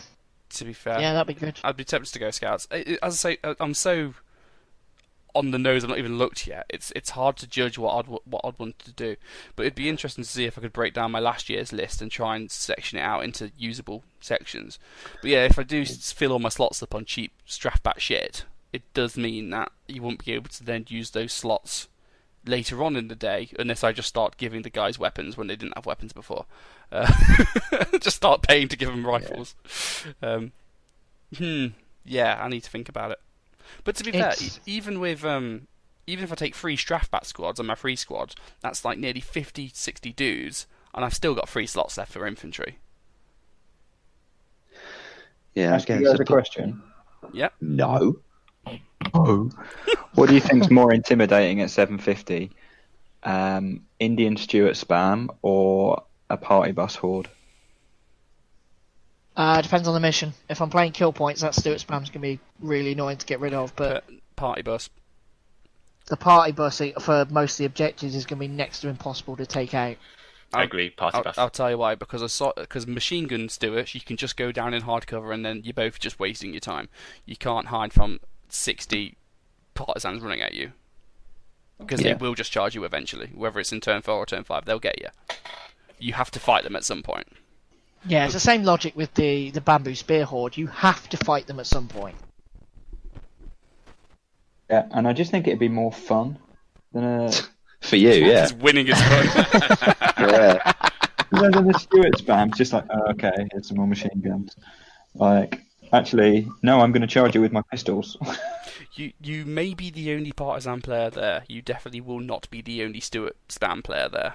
Yeah, that's the thing, isn't it? Yeah, one of my queries about it is if I was going to comp, that I toyed with it for a while with, is having enough Panzerfausts enough to deal with all of the armoured platoons? As in, if you just take a late war German force and you give every squad 2 Fausts, so you've got 8 or 9 Fausts. You're mechanised, aren't you? Well, no, I'm saying one of the things that I was thinking about, there's no point going half in, half out with a vehicle. You either do armoured or you don't. So I was thinking, if I was just to take late war German infantry with a couple of like trucks or things to help them be a bit more mobile, do you think that it would be enough of a contingency to have enough Fausts in that. 2 Panzerfaust for every squad. Yeah, that's what I'm thinking. If you could just at 750 saturate yourself with 8 or 10 Panzerfausts. In the lower leagues, yes. I think in your league that should easily be enough. In the upper league, it can work, but you're gonna have to be really good at making sure they're not pinned, because a keen player's just gonna go, right, where are your Faust? Okay, keep those away. You're gonna have to really earn those kills. So it's just, I think there's a case with the Germans for you could either go all armoured, do an armoured mechanized force, or you could do the opposite. I think the Germans are one of the armies where you could say, I will take no tanks, but I will make everything a threat to tanks. So I did toy with that option, as do it as the counter thing. That way, if people have taken anti-tank tanks, you're laughing. Toph, now that they've made it so good, why don't you do Stuart spam tank rider Russians? because I'd have to buy Stuarts. Is that literally the only reason? Well, I mean, the thing is, if you brought 3 Stuarts, that'd be 130 odd points each. So you're looking at 450 points for 3 of them, and that leaves you 200, 300 points worth for the rest of your army, of which tank riders are 13 points each for a regular, 16 for a veteran. So they're not exactly cheap. So if you're taking 10 of them, that's 160 points. So you're only really going to fit in 3 tanks and then maybe a 7 or 8 man squad on each tank, and that's all your points gone for 750. So it would be good, but it'd be low dice, and it's whether it's worth being low dice to have that level of power, which I don't think it's personally worth it. No. But yeah, It's an interesting one.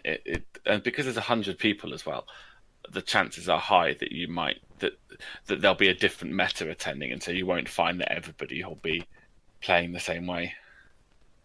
Yeah, I personally, I know there's going to be a lot of tank platoons, but it could be a noob trap in some respects. Because if you're up against that many Stuarts and it's just 3, say the first 3 missions with that many Stuarts, and the advantage at 750 is just objective missions, the ones that don't have the tanks will be all over them. I think That's your what I'm polls. thinking. I think the polls will be quite good actually, because when we went to the WZC, the meta over there, and it looks like it's going to be the same here, is lots of armor 7 and 8, and you've got how many? You got 5 of the little dinky 4. Tonka truck things. 4. 4 of the little things. Tonka trucks. They're really good at hiding out of the way because they're so small, wrecking away if they need to, and then just popping around the back and blasting it in the arse. And then your cavalry just mops up everything else. What Yeah, you need, Tope, maybe. is to have your list tested against some of ours before. Yeah, that's exactly what I need to do. We need to do some practice. Oh, that's it. I'm playing bot action on Tuesday. Unfortunately for the other members of our club that like playing other games, GT's coming up. Yeah, we're definitely full. We've had our break. We've had our summer recess. We've prorogued the podcast and bolt action over summer, but now we're back. Supreme And Court's now come back, go and get back in we, there. We need to get the job done. Right, now that I've lowered the tone, shall we go into another segment? Yep. Yay! Yeah, And here we are into our next segment, the philosophical question. Otherwise known this month as which tank is the best? Which tank is the best? Dun, dun, dun, better than all the rest. As we can all remember, sung by Tanker Turner. Oh God. I hate you so much. Turner. Hey, come on! It's always nice to have a bit of a turret jam. Oh, sometimes you're such a tank. Better than anyone. Dun, dun, dun. Right, so how are we going to work out which tank's the best tank? How are we going to work out which one's the best? Shouting match, innit? Shall we just shout and scream? Let's do one of our famous Juggernaut reviews. All right. If we're doing reviews, we need how many is it going to be out of? Never mind categories. Okay, let's do a number of categories, and each category out of 5, and then we'll add them all out up of at the end. 5. Got you. Okay, Okay, out cool. of 5. And let's do. Are you keeping track? Let's do categories. We'll do rule of cool. Yep. We'll do historical significance. Yep. And we'll do cheesy git. Yeah. So out of 5, we'll rate each tank like top trumps, and then add them all up at the end, and we will decide which one is the best tank. Which one is simply the best, and is better than all of the rest. Better than anyone. I think Sheffield was right when he said we were getting off track. Can we just move on to Blobby Hobby Lobby rather than having all these shit? No. This shit is happening. I'm going to throw down my first tank nominated, the humble workhorse that is the Sherman. Which one? I don't know, Sherman. Generic. Yeah, just Sherman. Let's go Sherman free. If you want to be Sherman pedantic, there we go. Sherman free. Okay. It's the workhorse produced by the Americans, given to all the Allies everywhere. Was it the most commonly produced tank, or was that the T-34 for World War II? I think it was a T-34. Don't quote me on that. But well, Sherman would be In up the there. end, it was the T-34, wasn't it? Okay, but Yeah. it was fucking everywhere. They landed on the beaches. They were going in. They were driving through the Eastern Front. They were driving in Africa. They were driving in the jungles in the Far East. They're literally everywhere, and they won the war all by themselves because the Shermans are awesome, and you can't kill them because you just replace it, scrub out the innards, put some new crew in there, and then come back for another go. Shermans never lose. Well, they lose when you realise what the bill is after the anyone- war. Hear that deafening silence. Anyone like to present a rebuttal? There's better tanks out there. Yeah. No, because they used the Sherman. They didn't use anything else. Just Sherman kept going, man. Why would you need anything They else? used other things. Why would you need anything else when you have like 10 Shermans for every enemy tank anyway? Yeah, so it's quantity over quality. Is that what you're saying? It's a quality. Standard toe. It's Quantity. a always over quality. quality. It's just boring. That's my issue with it. I actually really like the Sherman. It's effective and it's efficient. But the thing is, it's like bolt action with all of the different vehicles you could take. It's like a fancy restaurant. Going into that restaurant and picking a Sherman is like going into a fancy restaurant and picking chicken nuggets and chips. Yeah, sure, it's nice. No one's saying chicken nugget and chips aren't nice. But if you're in the Ritz and you're buying chicken nugget and chips, then you're a moron. And that's what the Sherman's sometimes Most of the time you get asked to leave. Sometimes you just want scampi, and if you're gonna pay £100 to get Gordon Brown or Gordon Ramsay to make you scampi, Brown. I don't know. Gordon Brown can make your stamp if you want. I will make this Schreiber fire. Right. Brown. Rule of cool, I'm giving the Sherman a 4 because I think it is cool. I think it's a really cool looking tank. I'm giving it a 1. I genuinely, I'm not saying it just because it's your pick. I genuinely think it looks stupid. It looks like a giant green cool. inverted bathtub. I don't like it. Giant green inverted bathtub. Yeah, it kind of also like some of the later models of them sort of bulge out in weird places. If you've ever seen someone like incredibly fat person on a mobility scooter, that's what I think of when I think of the Sherman. It's just bulging out in the wrong But places. have you watched Fury? Good Please film. don't get me started. It's a good film. It's a good film as long as you don't watch the last 10 minutes. Sheffield just wants to go to America, visit a Walmart, and see a fat person riding a Sherman down the middle of an aisle. That's all he wants. Reach the bagels, honey. I just think of all of the American tanks you could pick, you picked the most. Like, it's the vanilla ice cream, to put it another way. It's the ultramarine of tanks. I can't hate it. Like, for cool factor, I think it's a 1, but I definitely think it's a good in other ways that we'll come to. Okay, so I gave a 4, Sheffield gave a 1 for rule of cool. Pete? Having seen one up close at the Tank Museum, I'm going to give it a 3. It's pretty cool, but it's very bland. Dan? Yeah, I think a 2. There are a lot cooler tanks out there to look at. It's just a bit isn't it? It's not really it's not much of anything really. Vanilla tank. I'm giving it a 3, but mainly because of the funnies, like the ones that with the flails on the front, or the ones that could swim. That's a 2.5 average, so that's fine, I guess. Historical relevance, I'm giving it a 5. You can't deny me on that. The Sherman was the fucking workhorse. It was everywhere. It was the most relevant tank in the war. it probably did the most heavy lifting of any tank. I'm I agree on going to go with a 4. I think there was one more tank that did more heavy lifting, but it was only in one theatre, so 4. Yeah, are we doing halves in this? If you really No. want, but it makes my life more difficult. Toph can't If you deal with start it. doing halves, you're like half a fucking person. No, I'd give the Sherman a 5 because I think that possibly I might put the T-34 as the better tank, the more historically important tank, but like you can't knock the Sherman. Apparently, from the Korean War, where late war Shermans actually fought against T-34s, apparently the Sherman won. Well, it's a better tank in terms of design, but it's like you can't mass produce them. It wasn't the Shermans that blunted Operation Barbarossa. It was T-34s. They are ridiculously simple and rugged in a way that Shermans, they're not exactly complicated, but I reckon that it could go either way. It would feel wrong to give it a 4. I certainly agree with you there. I'd have to give it a 5 as well. Damn, Luke. 5 for me. It did a lot of heavy lifting in the war, and I always liked I watched the World War II in colour on Netflix or YouTube, whatever it was. Oh, that's the best. That's the one that's narrated by what's his name? The actor that does loads. Is it got Kenneth amazing Branagh? narration.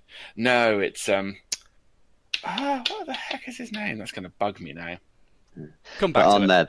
on there, I always liked the statistic that Tigers were a far superior tank in every way to the Sherman, but there was always 5 Shermans to every Tiger, so there was no way that they were going to win. And I just love that, and the sheer number of them, and the outweighing the opponent by sheer quantity. They're the orcs of historical Exactly, tanks. I'm thinking of Laurence Olivier, by the way, and that's World Yeah. at War, not War in Colour, whatever Okay. Dan was watching. Okay. So, Luke? Going for a 5. Same reasons as everybody else, but also because actually when I'm trying to explain to other people what it is that I do, the Sherman, in terms of wargaming, the Sherman is one of the tanks that they actually know. That's a This is what I 4.8. So play overall, I'm going to round that up to a 5. I'm sure you won't curse me too much. And He's rounding fine, up, not- cheesy git. So for bolt action, I think Sherman's a good tank. It's Three. a good all-rounder. I mean, it's free from a P. It's good. Yeah, I like the switchable ammo type. The HE comes in really good. That's what pushed me to. I was going to go with a 2, but that switchable ammo type is and- flipping brilliant. And the early war models with the weak sides are actually quite cheap. You can get one for 185 points, which for 185 That's not points. cheap. Well, yeah, but for a 9+ medium tank, Yeah, that's which pretty good. in bolt action terms, 9+ is really good. yeah, I'm going to go with the 3. I think it possibly I'd go. It's a high 3, but it's a 3. I think it just gets it for. What's that? Why are you wheezing, Luke? That was a stupid thing to say, but keep going. A high 3. Well, I'm just saying that like I'd High say how old three, are you dude. than a 2. It's like, I how can't- old are you? I'm 2 next week, so you're 1. God, fine. It's a flat 3 with no superfluous talking. I will also give it a 3. I think it's a good tank. Yeah, 3. It's middle of the road. Good at some stuff, bad at others. Give it a high 3. See, you said high 3, and all I got was Teenage Mutant Ninja Turtles. Well, overall, then that's a score for the Sherman 10.5 out of 15. 10.5.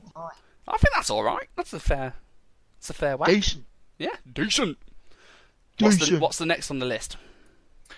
Well, the next one is my choice, which is the Panther, German classic main battle tank of the late war period. And do you want me to sell it first? Is that what I'm trying to do? I was just going to say, are you sure your Panther turned up to the actual list and didn't just break down two segments back? Don't worry. Let me start with. Let me begin my brief pitch, which is that the Panther is not a polished vehicle.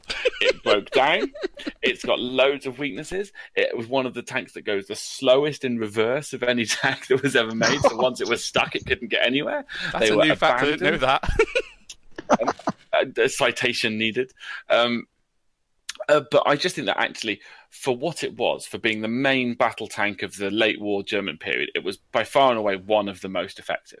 I think it looks really cool. It's kind of, if you ask people to draw a tank, they will probably draw, if they don't draw a World War One tank, they'll draw something that looks a bit like a Panther with a huge bottom section compared to a slightly smaller turret. Everything doesn't feel quite in proportion with a sloped front. People draw. It's also, while it might not be the most iconic tank, and I was toying with whether the Tiger would be the one to pick of the German big cats, Panther was better. It was more feared by the Russians, particularly. They were, once they resolved all the mechanical problems and you got the late war patterns of them, they were good tanks. And actually, in bolt action, they look really good on the battlefield because they're big and chunky and boxy. They're easy to paint, I'll give them that. And I just think they're a cool looking tank. I think that there are other way more effective tanks, certainly, but I think it's the quintessential German tank of the big cats.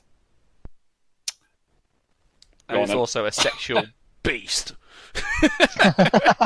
Like, a massive cannon. Looking at the list of stuff we're going to go down to, this is easy the best looking tank out of all of them. Yeah. It is the pin-up artist of tanks. It's just that, look at that sexy ass Panther over there. Look at its red It's twin easily wheels. what most sci-fi tanks, most fantasy, most settings that are fictional, the most fictional setting tanks, it's easily what they base themselves on. Yeah. It's fast as well. It's like, have you seen the video footage of some of the working tanks that they've got and things? When they're jumping hills. Various tank museums. Yeah, the Panther looks like it's a sports tank. Sports. The Panther is the tank equivalent of like a top-down muscle car just revving his engine and flying around. Great thing. I did hear, I've citation needs again, that if the Germans had just concentrated on only building like Panthers and hadn't bothered trying to keep developing, all the Tigers and Super Tigers and all these extra different models, if they just picked a model like the tank and just stuck with it, the Panther and just stuck with it, they would have done a whole lot better than they actually did. Okay. In the end. I can nail this for 5 out of 5, and I challenge you to defy me on this for rule of cool. Are there any other vehicles on that list that you can all see that there are rock songs about?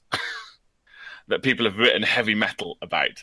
Well, there's one that goes, Sweet Valentine.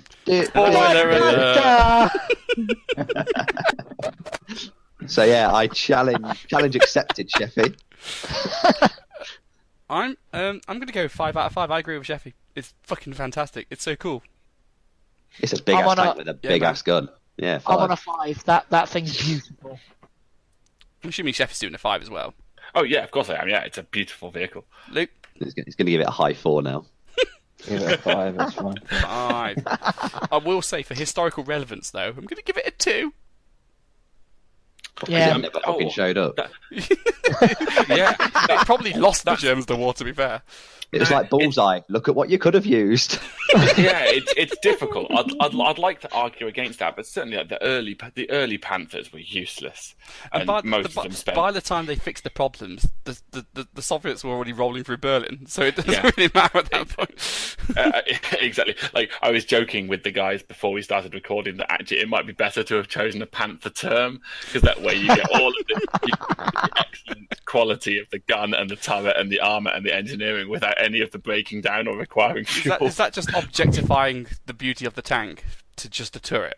Like, tanks aren't just walking turrets, It's all about that turret. You've got to look at the curves and the angles as well, and the slope sides. No, I think 1 or 2 is probably doing it down a little bit, because eventually it did become good. But I wouldn't be putting it higher than 3. So I'll say 3 because it's my vote. But I'm not expecting anybody else to. I'm actually going to go harsh on it and say 1. It suffered from, at least Germans, the German vehicles suffered from overproduction of, we can build this other tank, and what about this other one? If you're giving the Panther a 1, I can see your choice coming down, mate, and it does not look good for you. I know mine don't look good, it's fine. The Germans For historical significance, it's a 1, Yeah, You come up against the T-34. Nice. Like, It they still would- outperforms you. Oh. The Germans built tanks like Games Workshop make plastic kits. It's just like, oh, look how overcomplicated we can make this join. It goes together isometrically. And it's just like, fuck off, I just want a tank. Fucking hell. I don't really need all this air cooler suppression bullshit, electronics, blah blah blah. I just need a tank. Dan? Yeah, just a 2. The ones that worked were good, but they were like London buses, weren't they?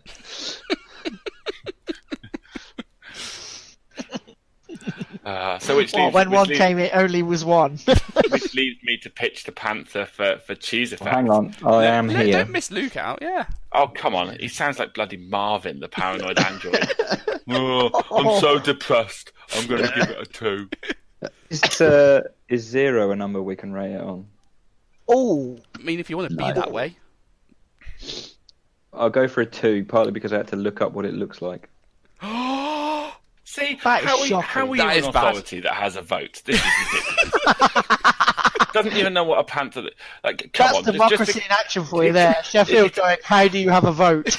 Yeah, like Luke, you are the 16-year-old of this podcast.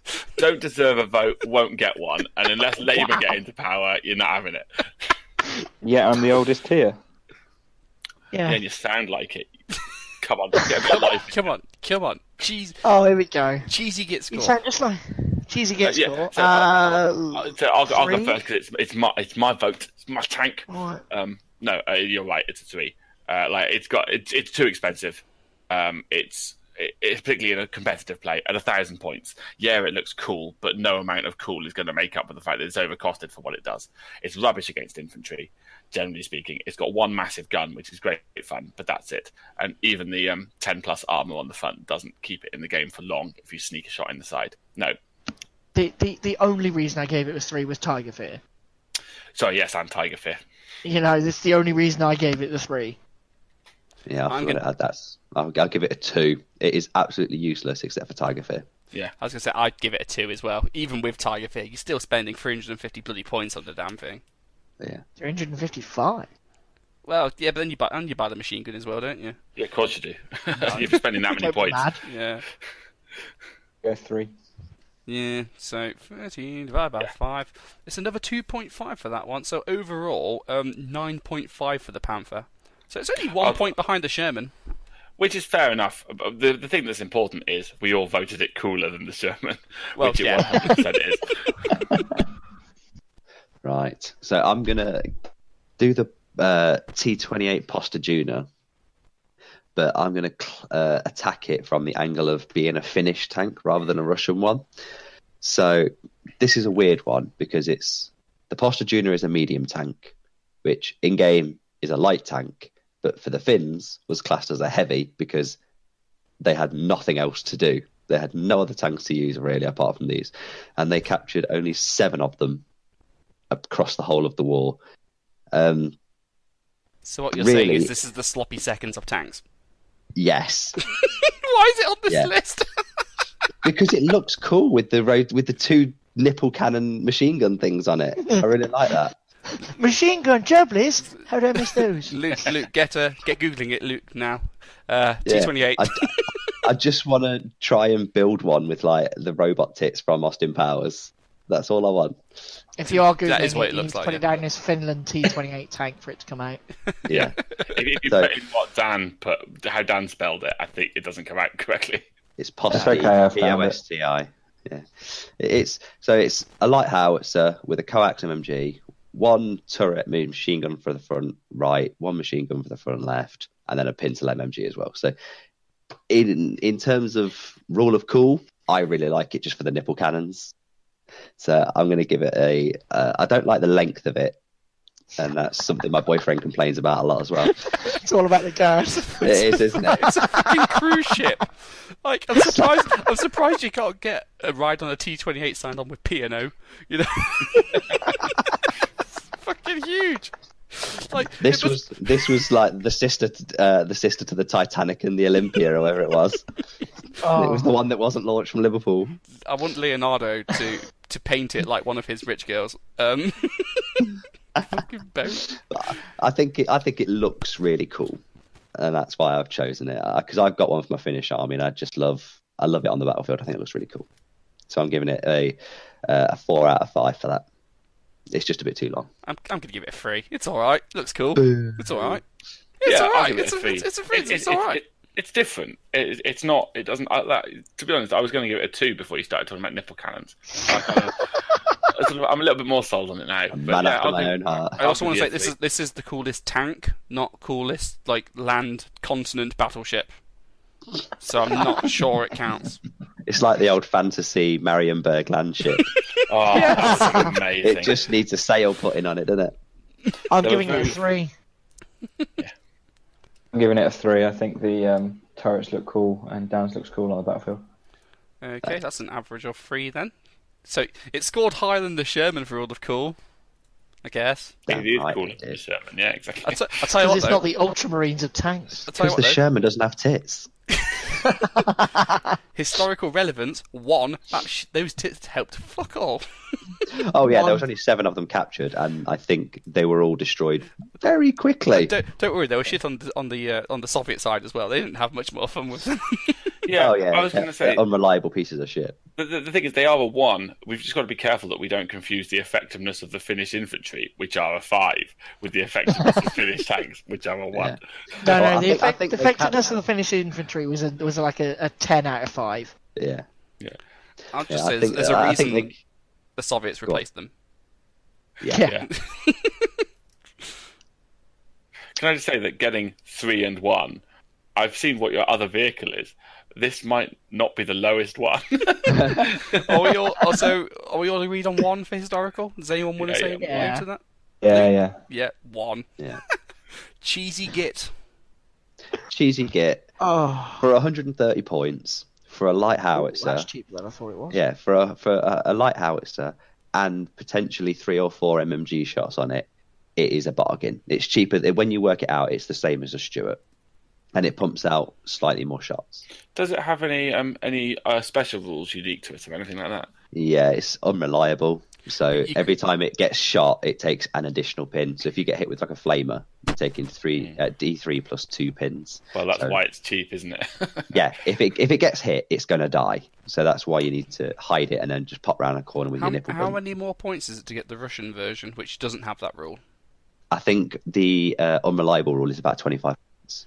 So A 25 point reduction. Yeah, So it's like it'll be about 150, 55. about 155, 160 points. Yeah, I think it is. that's really good. That's really good for Soviet players. Like, I'm surprised you don't see more tank platoons of 3 of them. Probably because the models are quite hard to come by. But Yeah. they've got a lot of firepower for their points. Yeah, in terms of gaming with it, you have to get it from, I think it's Trenchworks or something over in Canada, is it? Yeah, it's in the States. In the States, yeah, but I think that's pretty much the only place that does it. I've not seen it anywhere else that does the Postaguna, so it's quite rare. It has to be a 2, I think, for me, because while it's really good, God, what a gay! but if you're taking the Postaguna when you've got a Finnish list, you're taking Postagunas instead of Finnish infantry, which are amazing. And it's like in any other army, it's a good solid tank.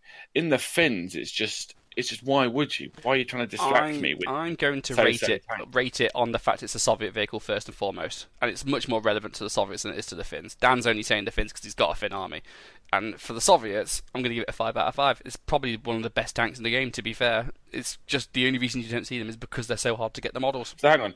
So to clarify, are we rating this? We should all rate it by the same standards. Is this a Finnish tank or a Soviet one? It's a Postaguna. It's a Finnish tank. I call bullshit. Soviets did not have the Postaguna. No, they had the T-28. It's the same fucking tank. Yeah, I know. these There's ones a were captured Postaguna. from them. It's the same fucking tank. T-28. I'm giving it a 2 because that unreliable rule is shite. I'm going to give it a 4 because lots of DACA, unreliables a negative point, so I also want to give it a 5. I agree with Pete for that exact reason. I can't believe it's getting we're criticising the Panther for unreliability more when it doesn't have the unreliable rule than this bucket of bolts and Well, if rust. you look at it from a Soviet perspective, which we should all be doing, by the way, you're all wrong. Just sit there in your wrongness. It's a brilliant tank. All right, Hitler. And also, Sheffy, for the price of your Panther, I can buy 3 of these and pin you out the game first turn. So, fuck you. Absolutely. You can't put me out of the game in one turn. It'll take you 3. Or if all the light Howitzers. howitzers hit, it's 9 pins maximum. Oh, yeah, true. It is blooming D3. Oh, yeah, you can. That's and with your rolls, you blooming would, wouldn't you? Come on then, Sheffy. What did you give? Oh, I give it a 3. A 3. Cool. I mean, that's free average, 3.1, 3.2. So we'll give it 3 points for that. So Solid outing. it got 7 points out of 15. The T28. Boo. So you know what cost you there, Dan? Insisting to rate it as a fin. Wow. I stand by my decision. Next one's going to be one of mine. I'm going to pull out my all-time favourite tank, mainly because it pisses Toph off when he's shooting at it. But it also, for me, is pretty cool. Having touched one in real life, I think is amazing. It's the Hago, the Type 95 Hago light tank from the Imperial Japanese Army. Oh, the Matchbox car with a turret. Yeah! I They think also supplied Matchbox to cars are Thailand. better I constructed thought it than was me. more like one of those little go-karts you get down the outdoor aisle at Toys R Us. You know, the ones where the kids get out and they start pedalling up and down the corridors. No, do you know what it is? It's one of those things in shopping centres where you put 20p in and you're just going back and forward and back and forward. That's exactly it. That's pretty much the movement of a Hago. Isn't this the tank where it doesn't even have a turret motor and it's a hand crank? I can tell you. So like it's only one man turret and the poor little bloke's got to sit there going with his little hand to get the turret to go around. And we all know that Pete loves to crank it by hand, so that's why he loves this tank. Don't worry. He wouldn't have to crank it very much because it could be penetrated by even like small arms. So it might have been a tank, but he'd have died fairly quickly. Wouldn't have had to crank for long. I mean, I get why Pete I likes like it. because it's kind of I cool love and- it. It's cool brilliant. and it's dinky. It is dinky. It is great. It's dinky. There was loads of little turret changes they did to it across the course of the war. Which, at one point they took the turret from the Chi Ha and went, "It'll fit on a Hago. That'll do." Is that the upgrade from low velocity light anti-tank gun to light anti-tank gun? No, the Chi Ha turret had a light howitzer on it. No, There's a that's what it's- derivative of the Hago that has a light howitzer. It's pretty cool. They then renamed it the Type 4 Kinu, but it's based off the Hago. Yeah. But I like it. It even went through. This will help you with the historical significance. Even was used by the French in Vietnam. That's because the French had nothing I was remaining gonna- after the Second wouldn't- World I War. wouldn't use that as an argument for it. Yeah. It's a great little tank, and there's barely any of them left now. I'm not Is the surprised. Hago? Yeah, Is the because it Hago the rained one and they with would have the- washed away. Pete, is it the one that had the water skirts to allow it to do amphibious landing? Is that No. Ah, see, no, it's going to have to be a 1 then. I'll give it. Although- I'll give it more than a 1. It gets dinky points, so I'll give it a 2. No, the thing is, it is cute or dinky Quite the cute, same yeah. thing as cool? Because like if we're going for like dinky cute tanks, it's a 5. But we're asking, is it a cool tank? And I don't I'm think- giving it a 5 because I think it's cool as shit, and it might not be great at taking on other tanks, but it pisses people off brilliantly. Well, you know the stereotype that Asian men are slightly smaller in the certain departments. Maybe they thought this Hago was fucking massive.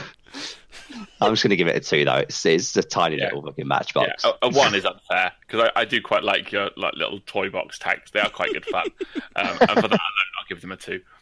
Luke, I give it 3 because I think actually it's a lot of fun and I like it. ooh, Man, that's an average oh, 2.8 for free, so that's all right. It got better than my Sherman. Everything will. That's really No, upsetting. no. There's one coming that won't. Historical relevance or significance? Considering it was used in every Japanese theatre, all right, not in mass numbers that we see from the Western theatres, but every Japanese theatre used it. I'm actually going to give it a 4 because it was really useful in the jungles because it was so small and dinky, as you put it. It could hide anywhere. Yeah, I think it was quite a useful little tank historically. And I think they made the most of the ability of the Hago, and I think it served them quite well. So yeah, 4 for me. Yeah, I'd give it a 3. I think. Yeah, I was just trying to decide if I should give it a 4. No, I think I'll give it a 3. It's a high 3 because they were useful. Like they did get stuck in with them. They weren't too cautious with them. The Japanese knew what their tanks were meant to do and did the job with them. And I think that they carried them on ships a lot. And they were because they're so small, they could transport lots of them to where they needed to be. They used them as life rafts when the ship went down. Yeah, there's not enough metal in them to make them sink. Yeah. And it also gives you some historical bits to look at, like some border incidents with Russia and some tank fights with the US, where the Russian BT-7s, despite their thin protection, were almost twice as heavy and equipped with high velocity guns, which meant they were able to cripple the Hagos at 1,000 meters. I've got a question about these things because they were mainly made of paper. When they were hit and set on fire, did they go up like a Chinese fire lantern thing? You just see loads of Hagos over Hiroshima. No, I mean the armor was thinner, but I like them. Deal with it. I go with a 3. I will also go with a 3. They had a job and they did it. You know, it's as simple as that, really. You know, they did the thing, and that's another 3.4. So that's another 3 for the Hago for historical significance. Cheesy. I know Pete loves using these. Remind us of what it's got. Pete? So low velocity light anti-tank gun that can be you remember you have HE rounds, a rear mount MMG and a whole mount MMG. All at regular for 90 points. What is it? An 8+? No. What is it? 7+. Oh, a Japanese super heavy.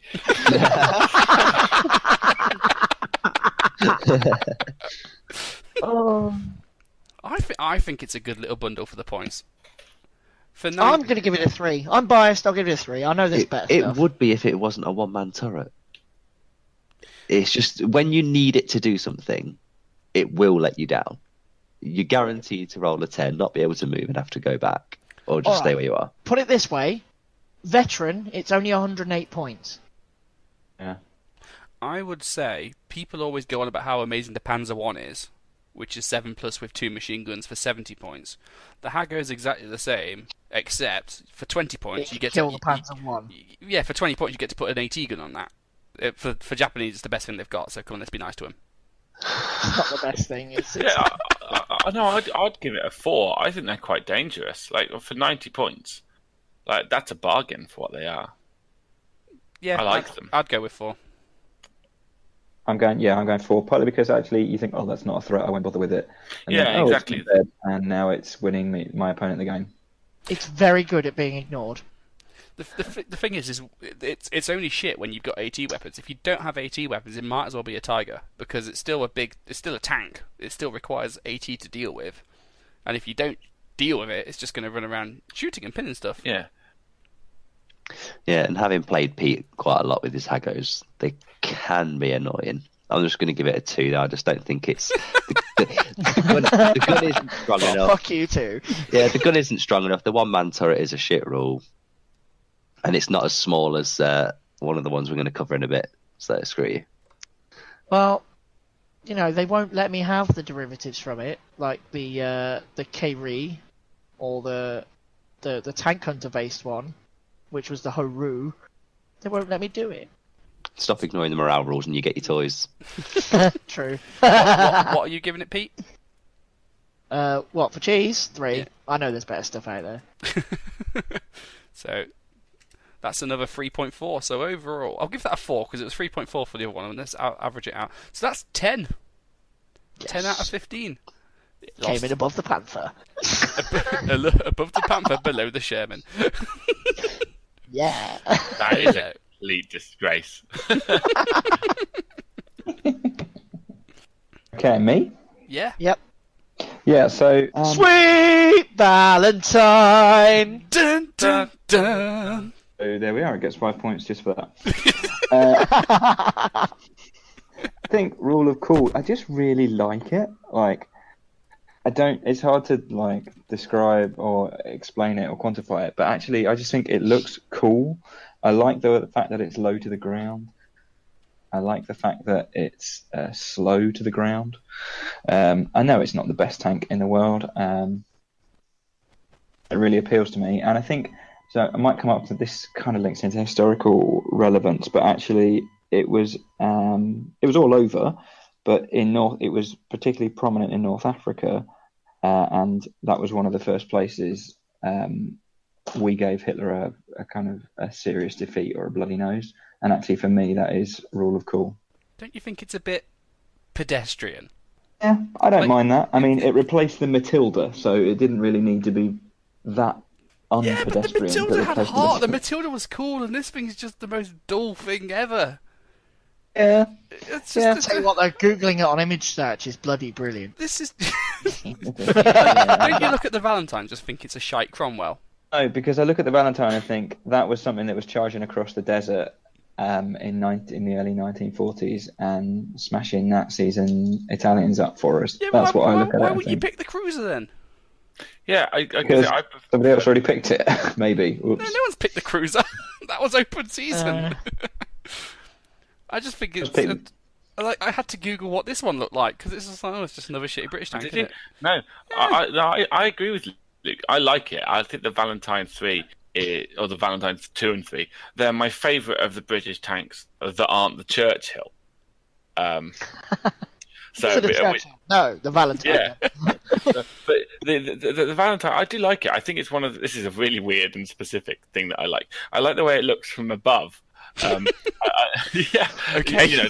The position people traditionally view tanks on the battlefield from. Well, it's that low to the ground, you probably could. Yeah.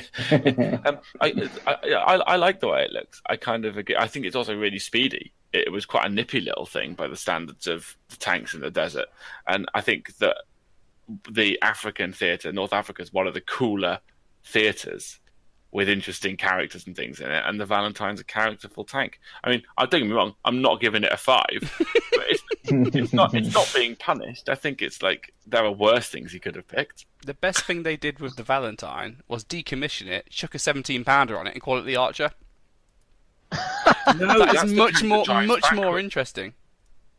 Isn't it the Archer? Isn't that the one that it drives the long way? It reversed to Yes. fire. It's the one with the guns pointing backwards. Yeah. Oh. And even that's cooler than the Valentine. So that tells you my disdain for this pedestrian vehicle. I just think it's cool. I like it. And it operated all the way up into the 60s as well. Oh, great.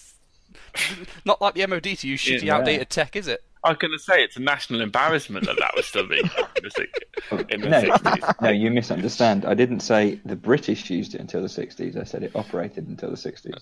Oh, I see. Well, that's very unclear of you. But there's people still using, like, I don't know, stoning as forms of corporal punishment. Like, that doesn't mean anything. You know, alright. Someone's still able to use it. Doesn't make it good in any way. I'm not going to lie, the main No. reason I picked it was because it makes me think of, it's what I think of when I think of North Africa, and I think North Africa is cool. Well, I tend to I think miss of Lam the Tagine. down in Africa. It's gonna take a lot to drag me away from you. That's what I think of when I think of Africa. This is a singing heavy podcast, isn't it? It is. Getting a bit It all is. flamboyant. It's our birthday. We're having a musical edition. Maybe we should send this into The Voice and see how they like Every it. podcast needs a musical episode, and this one's ours. Well, Anyway, I did write some poetry. We'll have that at the end. So I'm going to give it a 2. a 2. Rule of cool. I'm I'm gonna give it a- I'm gonna give it a 1. I give it a 3. You It were is what just it saying is. how much you love it. Yeah, it's your pick, and you're saying Right, it's so cool. It's middle of the road 3. See, I was going to give it a 4, and now I don't feel like I can because Luke is like shot down his own balloon. So no, you get a 3. You can't have You've one of robbed the fellow yourself. hosts giving it a higher mark than the person who suggested it. Yeah, exactly, a 3, and you've lost that point yourself, Luke. Oh, I'm going to give it a 2. It just looks like a pillbox on a track. It's not attractive at all. So it averages a 2, which is the lowest rule of cool score gotten so far, but not necessarily surprised. Yeah. the worst to come. Pasta Junior's looking good now, boys. You know what? If you put machine gun nipples on a Valentine, I'd be your Valentine. Imagine what score your Panther would have got if it had machine gun nipples. I know. Ooh. Oh. 27 out of 5. Historically, I'm going to Historical accuracy. Do you well, want me to bid historical for that, or are we just rating significance. it? Historical Significant, beg your significance. pardon. I mean, you're right. It kind of did help with the Desert War. Yeah, 2 right. But, okay. So It did actually Sherman. fought in the Pacific and the Eastern Front as well. They were used in the Battle of Moscow. You know what? Fine. I'll give it a 3. I'll give it a 4. Fine. I give it a 4. You're right. You think of Africa, you think of, what tanks they have, or the Valentine. I still think more of the Cruiser and the Matilda, personally. The Valentine kind of it's my blind spot of No, desert I tanks. think if you think of desert tanks, you think of Rommel's Panzers. Yeah. So do you know what? Didn't the Germans nick some of the Valentines, and they call them something like Butterpanzers or something? There's a German stolen version of it, which I quite like. And that's German for we turned it into a flower bed. But no, I'm going to give it for historical stuff a 4. They were good, solid tanks that British held on in the desert because of things like the Valentine. So I just think they're a poor man's Sherman. What's your score then, Dan? Just a 3. Yes, they were quite significant in that theatre, but I think by the time they got past that, the Shermans overtook them in what the significance was to the armies. They do average at a 3.6, which rounds up to 4, though. Which is the second highest historical after the Sherman. Yeah. Come on then. Okay, so cheese-wise, it is 155 points for a regular. It's a 9+ with a light AT gun and a coax MMG. It is slow, though. But for me, a couple of things. Again, the profile of the model is low. So in the same way that Toph's toy tanks is Polish, get cover really easily. This gets cover really easily, and it's at a nice points range for a 9+ medium tank. Where is this tank in the book? I've not got the book in front of me. I'm going off the Western Desert, and I'm looking in Western Desert, but I'm also looking on Easy Army. My book is down in the shed. To be fair, Oh, 150 points is about the cheapest you can get for a 9+. It's just a shame that it doesn't have a hull machine gun. what does it come? Sorry, what does it come as again, Luke? What does it come with? Basic 9+ medium tank, armed with what? Light AT gun with a coax MMG, 155. It's a cruiser tank, so it'd be an infantry tank in the book. I'm just trying to find it now. Infantry, yeah. So, page 43 in the British book, if you're interested. It is slow, so that's a bit annoying, but actually, I think it's all right. Yeah, the nearest comparison that I can think to it is that you can get a Panzer 3N. It's 175 points, so it's about 20 more. But you're getting a turret-mounted light howitzer with a coax MMG and the hull-mounted MMG 9+ tank, 175 points. And I think that's better. I just think it's overshadowed by Everything else? Well, yeah, things like the Stuart, or like the Matilda Frog, or like the Matilda Frog, or the cruiser tanks, which all have like mini nipple turrets. Like you're in that price range of light tanks, and it's because of its slowness and its heavy armor, but without any decent weapons to actually make a use out of that armor. It just leaves a little to be desired, really. Yeah, here's the crux of it for me, is that the 4 tanks we've had so far, Sherman, Panther, Poster Junior, Huggo, all of us own one of those. I think you're the only person who owns a Valentine, Luke. Oh no, I don't even own one. Game 2. and match. There you go. Wait, no. Too many points for a 2. 1. I'm going to give it a I stopped 2. buying tanks for bolt action a while ago because I can't play with them, so I just don't bother. Yeah, 2, I'm afraid. I'm just going to give it a 1. It's not very good at all. give it 3.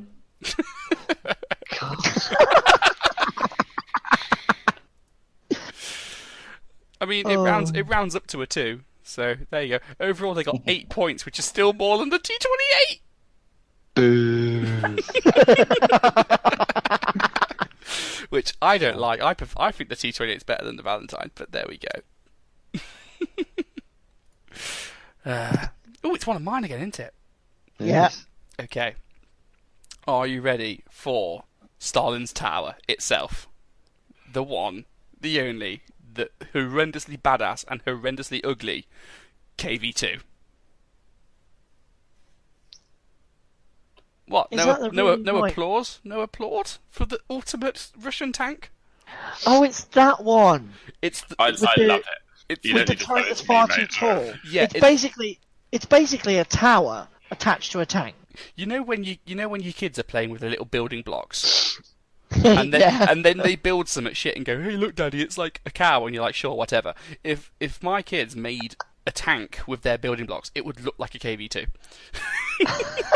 The thing So is, for rule of cool, you're trying to push on that it's the building It block just tank. looks so stupid. it does, but I think that It's it lovely for it, goes though. too far the other way. That's the thing. That's the reason it's cool, is because it's so stupid that it's gone across the line. Like Lamborghinis. Lamborghini cars are stupid. If you compare one to a Ferrari, it's just all flares and bits where it shouldn't be. And the KV2 is like that. It's ridiculous. And you look at this stupid shed with a massive, great big bit of sewage pipe sticking out the front of it, and the whole thing is mental. And then you realise that actually the armour around that boxy bit is as thick as on the rest of the tank. It's See, Dan has put the picture up in our Discord. That is exactly what I think of, which is a screen cap from, I think it's War Thunder, where someone had modded them to be in multiple stacks of the turret on top of each other. And it's got its own nickname, Stalin's Tower. And tanks that have a nickname are usually cool tanks, and I like it. It is my favourite Russian tank. So for rule of cool, it's a 5 for me. I've got some stats for you. It was 52 tons. Wow, that's almost as fat. heavy as your mum. It had 6 crew. It had an entire Eton classroom full of crew. Its max speed was 17 miles per hour. You're faster on a push bike. I'd like to see you do so- 17 mile an hour on a It's push so bike. silly.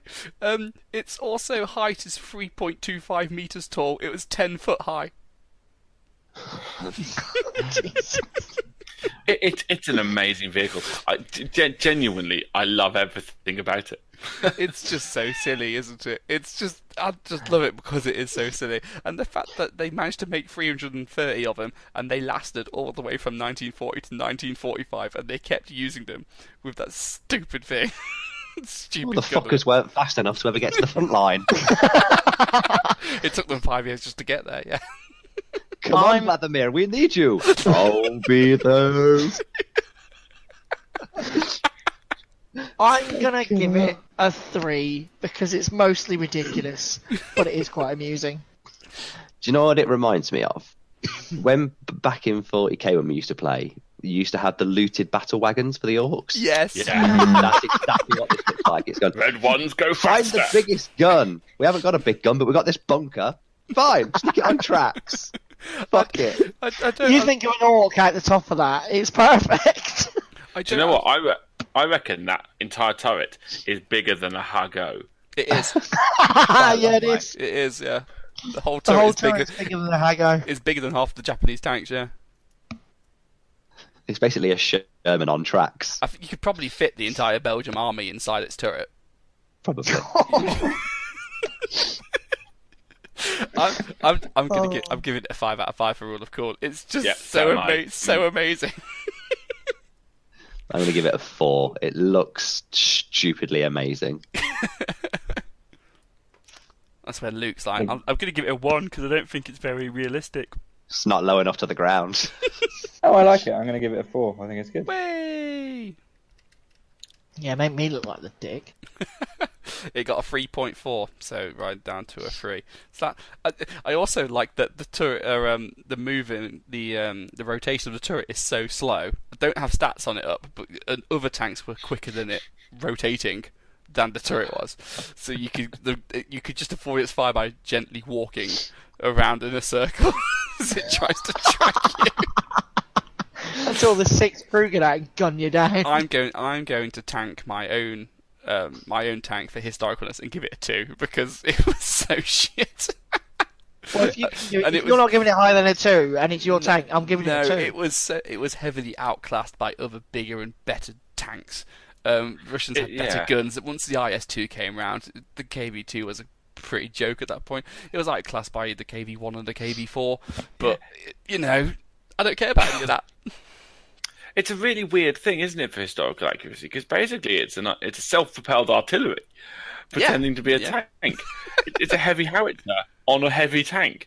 It's just like every other army thought, oh, where should we put our howitzers? Oh, let's put them on the light tank chassis of stuff that's now obsolete. And the Russians were like, nah, the KV-2 has biggest best tank chassis. Must put big boom gun on.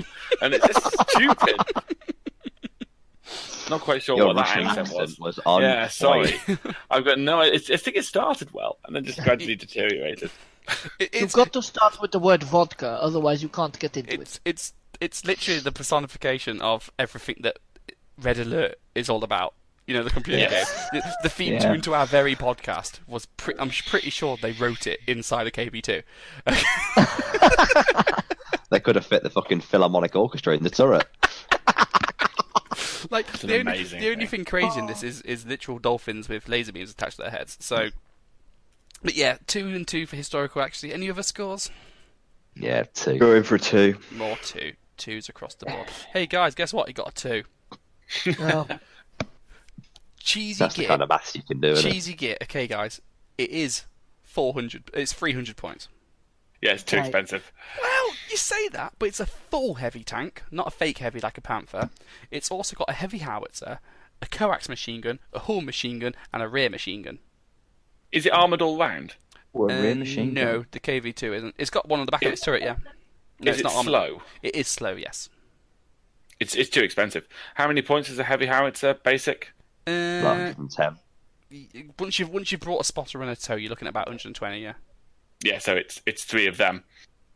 The 10 plus tank's not worth it for that. I've had so much fun using my KV-2 though. No, it's fun. So much fun. It's cool. I've given it a 5.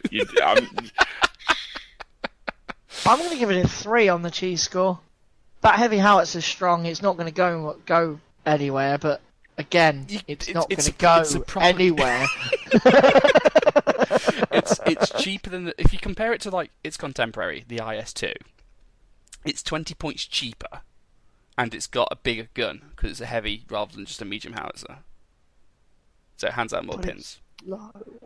And also it's slow. Is the only other I difference. think I just agree with Sheffield. Like, it's a massive points trap. I You could think take most of the Stalingrad lists for the same point. Yeah, it has the same problem that most like howitzer tanks have, which is just they're a bit too pricey to justify. So, and the fact is you never see them. So I know that you have 2. Do you have 2 KV-2s? I know you have at least 1. I had 2. Oh no, am I including the terrain? I had 2. I turned one of them into terrain. Yeah. But this thing, they just don't appear on the battlefield enough. It's like they're like a Brumbar. That's the German equivalent. They're also great. Yeah, but how often do you see them? Because they're great, but ultimately, when it comes to playing competitively, you're looking at a third of your army just shy of for one heavy howitzer. And if you want the heavy howitzer, there are better ways to get it. And I just think it's a 3.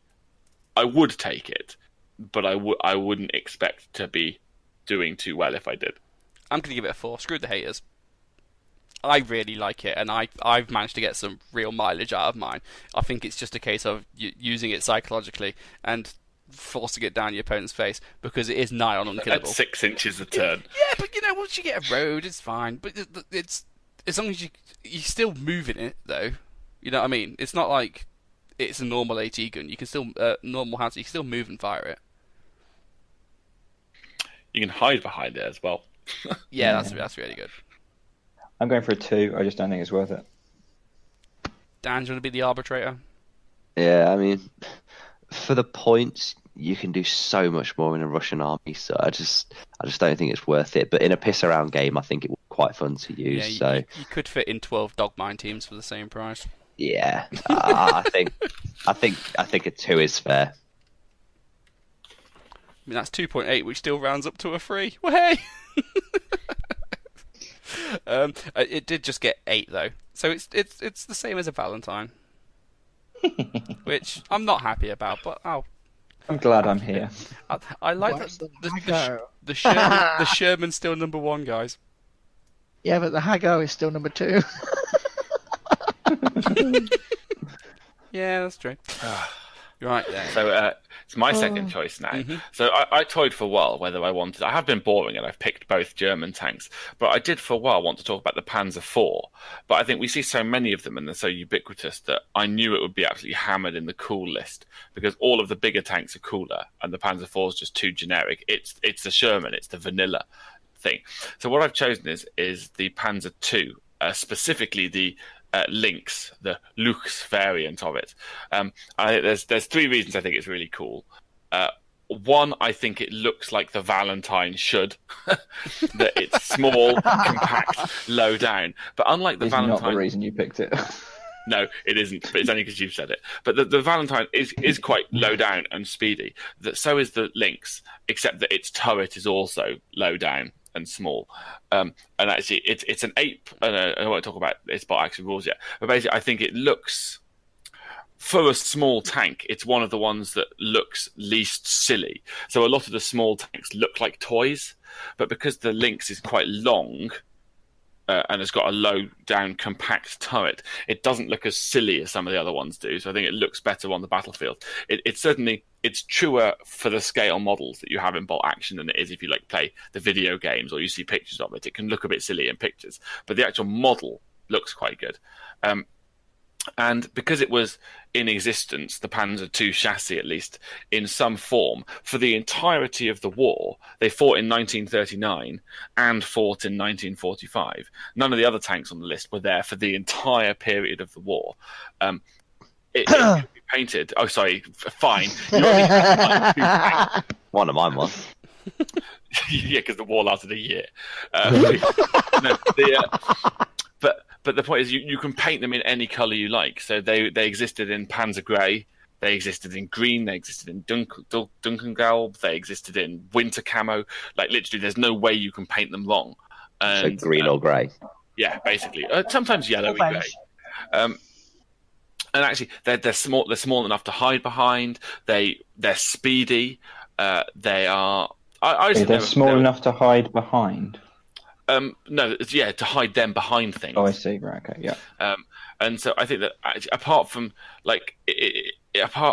let's just have a quick look down the list. There aren't many light tanks or small tanks on the list that are also main battle tanks. Like Pete's one was also the exception, but it was good enough that it saw action in all theatres at all periods of the war and still wasn't rubbish at the end.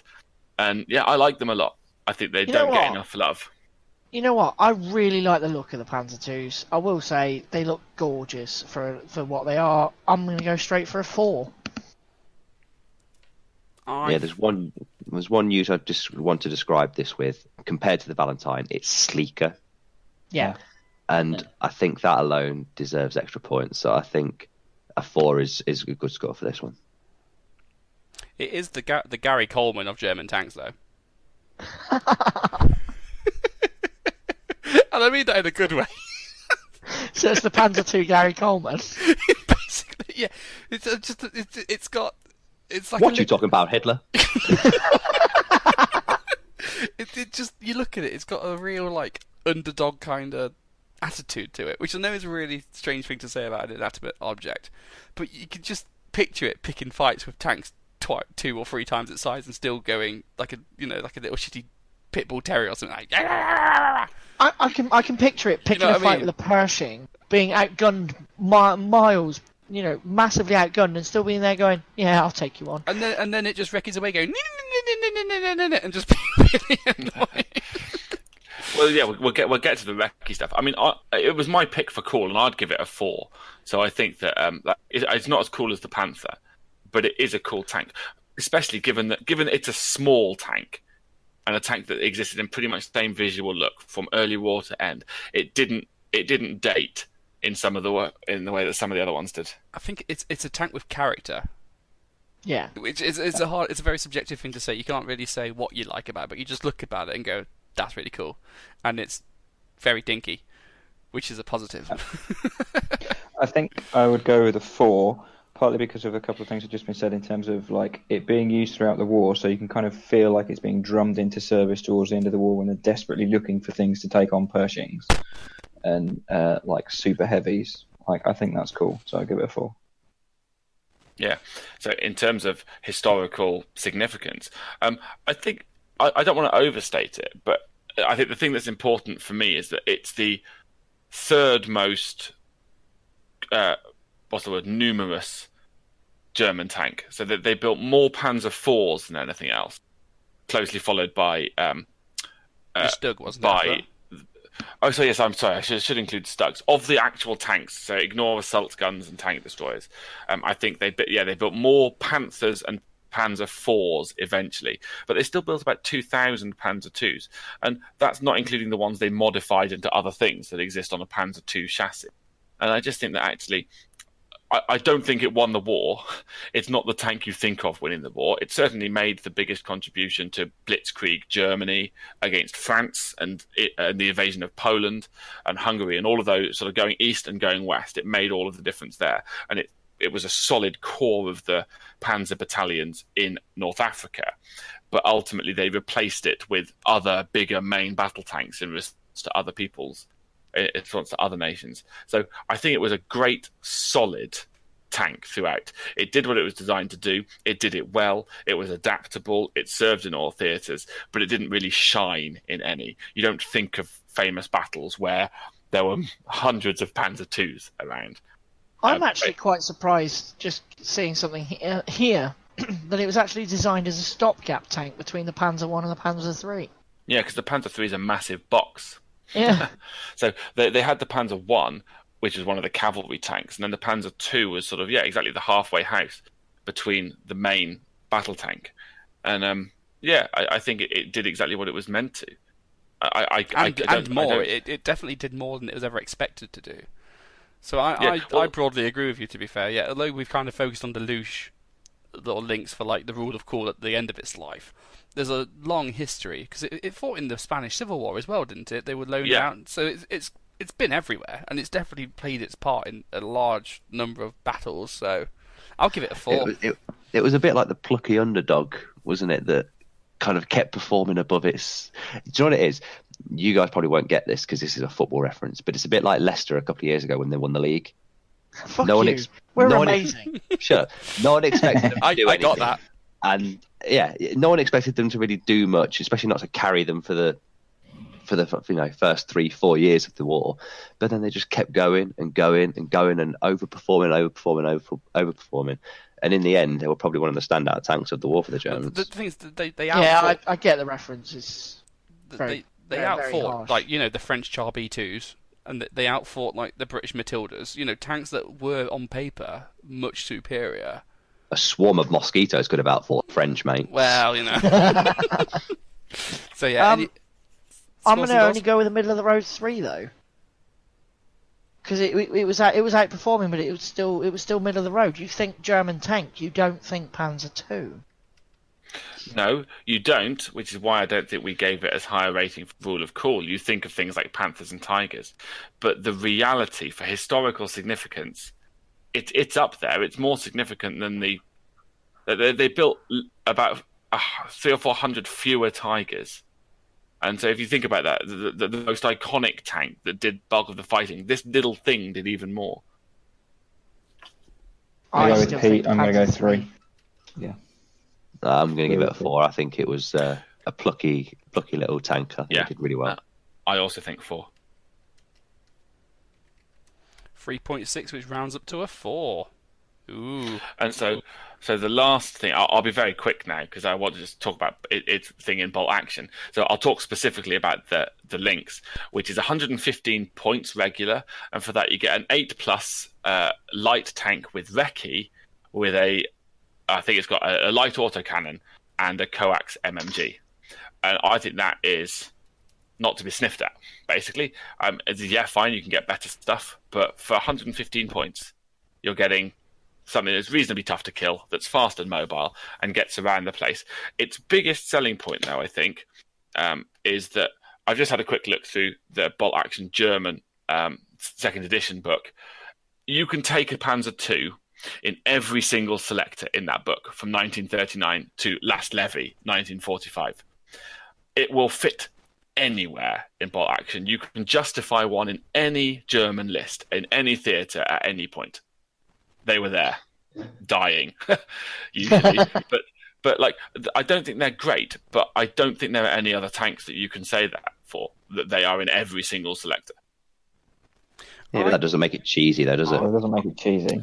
No, I think it's solid. No. I wouldn't be giving it more than a 3, personally, but I think that's not too bad. I'm giving it a 2. It's not the cheese. I can see its use, but it's not up there with the cheesiest of the cheese. I'm going to give it a 3, specifically because I don't want to punish the Lynx, or Lush, or whatever you want to call it, Panzer II. I don't want to punish it because the Stuart exists. That's not the Panzer II's fault. Do you know what I mean? Like, if you took the machine gun Stuart out, would you? Isn't that the whole point of cheesier? Yeah, but it's still a good vehicle. It's still Not like reviewing in a vacuum. Yeah, but it's not a bad choice. You wouldn't sit there and go, "Oh, it's shit." The moment you immediately see one, it's an all right. That's why it's not a 5. No, I agree with Toph. It's not the be all and end all, but yeah. Put it this way: we wouldn't be having this conversation and doubting it if it had a hull-mounted MMG as well. If it had 2 MMGs, it wouldn't be. We wouldn't be going, "Oh, does it earn a 3?" But that's just because the Stuart's stupid. It's way too cheap for what it does. I mean, that is its nearest comparison. But you remember that the German tanks, you don't get much. You either get the Panzer Is and the Panzer IIs that are the early bore ones that have MMGs and autocannons, which, let's face it, aren't great. And then immediately you jump up to the Panzer IIIs and Panzer IVs, where you're paying premium 150+ points for 8+ and 9+ tanks. This is the only 8+ recce vehicle the Germans really have, and it's not a bad one. It doesn't match up against the other armies as well, but yeah, I feel like it gets got at a little bit. What I was saying before when we were talking about what I would take to the GT, if I take a German armoured platoon, it'd be built around 3 of these, because it's only 350 points to put 3 of them on the table. That leaves you with 400 points of infantry. That's 2 squads in half tracks, or trucks rather, and a couple of small teams. And you've got 3 8+ recce vehicles. It's reasonably nasty. I think they're good. Wheeled or track, sorry. Oh, they're tracked. They are tanks, unlike some people's options. Right, you can Hey, have 2 because then. mine comes in as an armoured car, there's no need for its armour, there's no need to take the piss. I'm I just think I'm going to going to go give with it. the 2. I'm just going to give it a 1. They're just not good enough. They're just not a big enough output from them in terms of the game. so we got adding the scores up. They got 10 out of 15. So they're on the same as the Hago, joint second. I'll take that. Yeah, fair enough. Well, hey, Yeah. cool. Right, so we're on the final straight now. Pete, do you want to give your second option? No, it's not Pete, it's Dan. It's Dan's Dan. second option. How dare you? I mean, I don't want to go near it either, but Now, I'm going to be talking about the biggest, baddest, most awesome feared tank in the game, the Renault FT17. Oh, yeah. Yeah, boy. oh, you 5. picked It's out got a 5. Roll the call 5 straight down. Such 5, next trash. Yeah. 5. Yep. For rule of cool, this is basically a bicycle that someone's... You know when you see like kids shows and they put cardboard cut out like boats and stuff and the kids pretend to be in them? That's what this is. I have left cooler lumps in the toilet. That is how I feel about the FT-17. It's the Red Bull soapbox derby of tanks, and it's amazing. Yes, it is. Yeah, that's exactly it. Oh, Pete, It's getting a 1. Pete, you saw one at the Bovington I know. Tank Museum, and it was amazing. And I still hated it. Brilliant. Rule of cool, it's getting a 1. Oh, it looks it's ridiculous. cool. Don't you just imagine? I'm bigger than it. It's just... I can put it in my fucking pocket. You're bigger than a lot of tanks, mate. I'm going to give you some stats now that are going to sell this to you, Pete. So, Don't make it historical stats, because I've actually got a different opinion of it historically. these are almost historical stats. So, nearly 4,000 of them were built, which is really good. And it But had it looks garbage. wait, hold on a second. It had a top speed of just over 4 miles an hour. Oh, Whoa. amazing. Was his turret rotation just as bad? Could you just walk around in circles and just be like, nah, mate, and then run away from it because it couldn't catch you? This made the KV2 look like a fucking Bugatti Veyron. Yeah, that could do like nearly 20. The biggest thing for it, though, Modern cars can't do 4 mile an hour in a bloody car park now. well, the biggest thing for it, and I think this says a lot, bearing in mind the Germans have got, they're kind of like the go-to guys when you want to design and build a tank and say how good and reliable it's going to be. The Germans captured 1,700 of these and actually used them. And that says loads about how good these tanks were and how And effective that's why they were. they lost the war. For target practice. Yeah, they put them as barricades, emptied all the machine gun bullets out, and just left them. No, but they actually used nearly 2,000 of these and sent them to Poland and Finland, and See, it's actually But the for same rule design. of cool, they're getting a 1. No, but it's the same design for Fiat Pete, For 3000. rule of cool, they're getting a 1. Pete, let me end this. The sun never set on the FT-17 Empire because they were in China as well as being in Europe. So if you're going to start mixing together historical significance, then sure, but for rule of cool, they're getting a 1. Okay. I Okay, can't. so rule of cool of soapbox derby car with a machine gun. It's basically wacky races in World War II. I can't There you deny it. Because to me, what it looks like is imagine a cartoon supervillain shot a World War One tank with a shrink ray. That's what the FT-17 is, and I can't decide if that makes it really uncool or really cool. So I'm gonna have to. I really want to punish it, but I have to give it a 3 because it could be a 5, but it could equally Oh, I be a thought 1. you knew better, Sheffy. I thought you knew better. No, I'm going to give it a 3. I think it's like the Peter Parker of tanks in that he's a little bit dorky, he's a little bit cute, he's a little bit nerdy, but ultimately he's a badass. Bring me pictures of FT-17. FT-17's a menace! He must be stopped. I mean, I think me and Toth and Luke are both all going to give it 5s. So Pete, you're just letting the side down. I'm going to go 3. Sorry, Dan. Oh, what are you doing, Luke? Oh, I think it is very. Oh no, we are on cool. Yeah, all right. I'll go 5. Yeah, sorry, I was thinking about actually in the game. No, we are on cool. Yeah, we'll go 5. that's got a 3.8, so round up to a 4. Boom. For cool, we gave the FT-17 a 4. Yes, That is cool. yes, it is cool. Come on then, historical. So historically, as I said, I've got a much better of opinion of it historically. yeah, Was there? loads of them constructed, really effective, used all over the place, and even taken by the Germans. In So- 1918. no, they weren't. Yeah, It they was were in effective in the- at the start. 1918. Yeah, well, no, they were good. Yeah, You and think how shit machine gun teams are? These are good. yeah. Can you name one European power that won in the early years of the war which used FT-17s? And one army that withstanded the British Blitzkrieg using this tank. They're cool. You just say that the Germans were using them. They won in the early years. of the war. Yeah. No, Yeah, no, the they were Germans. using them for like freaking anti-partisan work in like 1944-45. They weren't using them to actually like fight properly. No, they were there. They were taken to the smaller European countries when they had to subdue them, and that's Yeah, what they were for. anti-partisan work. Yeah, and that's what they're great for. Peasant fighting. Exactly. Who rebels the most? Peasant. Put emphasis down. So, Historically, I've got a much better opinion of it because a lot of more modern historians call it the world's first modern tank. However, this thing was seen everywhere, literally everywhere. The Japanese started using it. They bought 13 or 14 of the things. The US were using it. Obviously, the French were using it. The British even had a look at least one of the buggers. But so historically, you can have a 4. I can only give it a 2 historically for one very simple reason. They'd never bothered to name it. Like every other pattern of tank that the Germans. They did. It's the fucking trash. The Renault fucking trash 17. Like, the Americans gave almost every tank a designation and a name. The Germans did the same. They gave them names to describe what they were, and this one wasn't worthy of anything beyond its designation. You know what Panzer 1 stands for, don't you? It's Tank 1. Yep.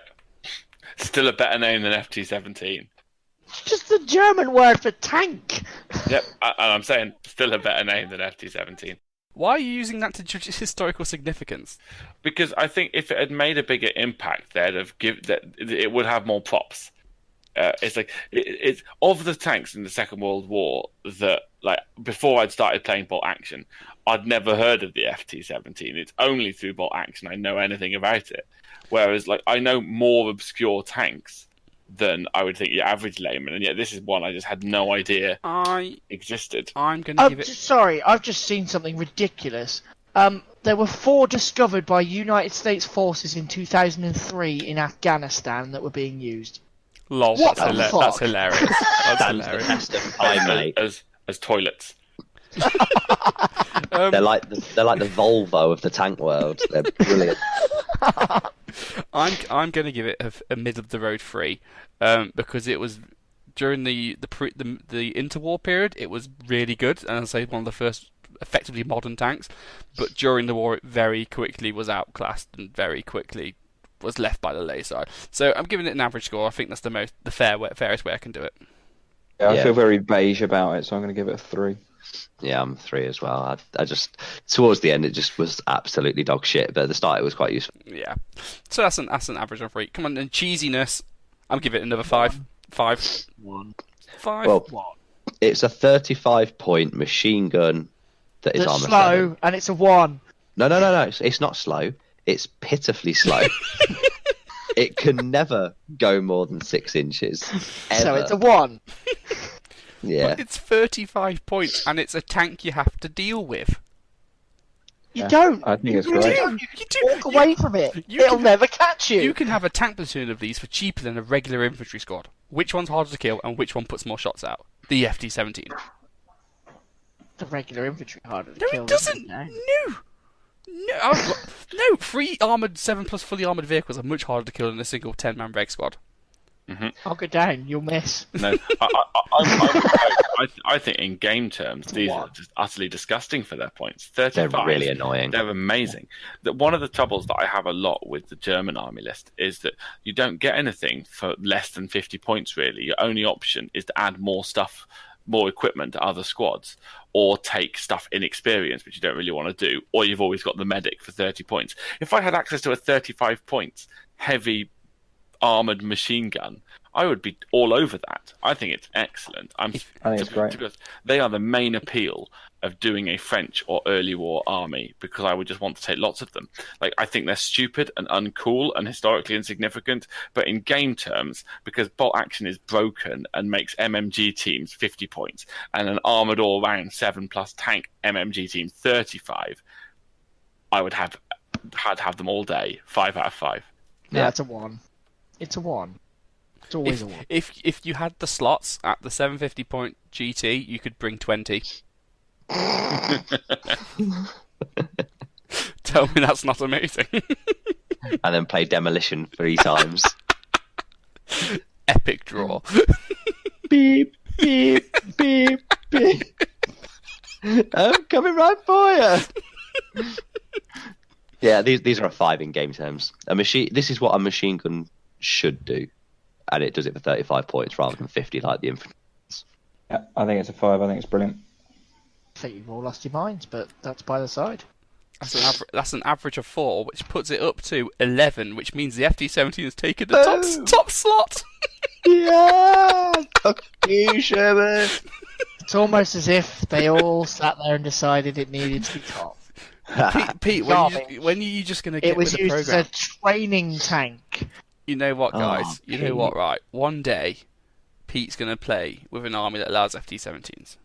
And he's going to be lent one by Ian, or by me, or something. And then this is going to be, oh, guys, the FT-17 is the best thing ever! And we'll be like, yeah, we know. You can upgrade the FT-17 as well to be a low velocity light anti-tank gun. Yeah, man. I think it's like it makes it worse. 25 points. It's a what? No. We're not. It would kill your Hago. No, it wouldn't. I've had it up against my Hago. It's done fuck all. Come on, You Pete. did far to Hago off. Let's the make you feel better. What's your next tank?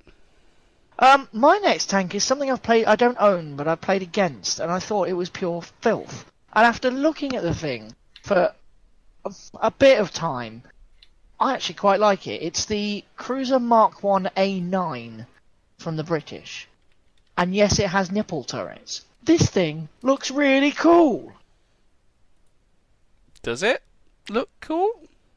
No, Yeah. I'm with Pete. It does. I think it looks like early It's 20th got- century sci-fi stuff. It's great. Yeah, it's got that British ridiculousness with a bit of sleek design and nipple turrets. I mean, where can you go wrong? That's true. It looks kind of weird.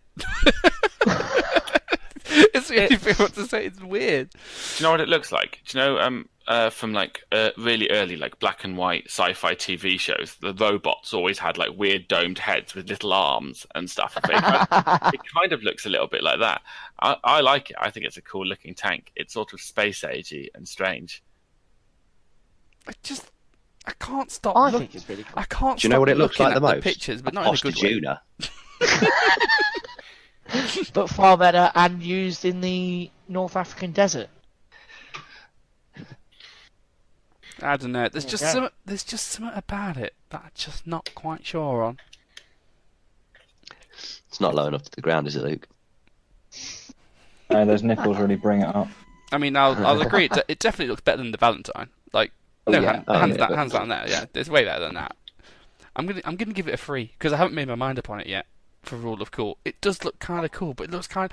I want to say it looks nerdy. I'm Is it weird to biased say it in looks giving nerdy? it a 5. I'm giving it a 5 because I'm biased. I like it. I'm giving it a 5. It's one of my favourite tanks. Just because it's got nipples, 4. What is this?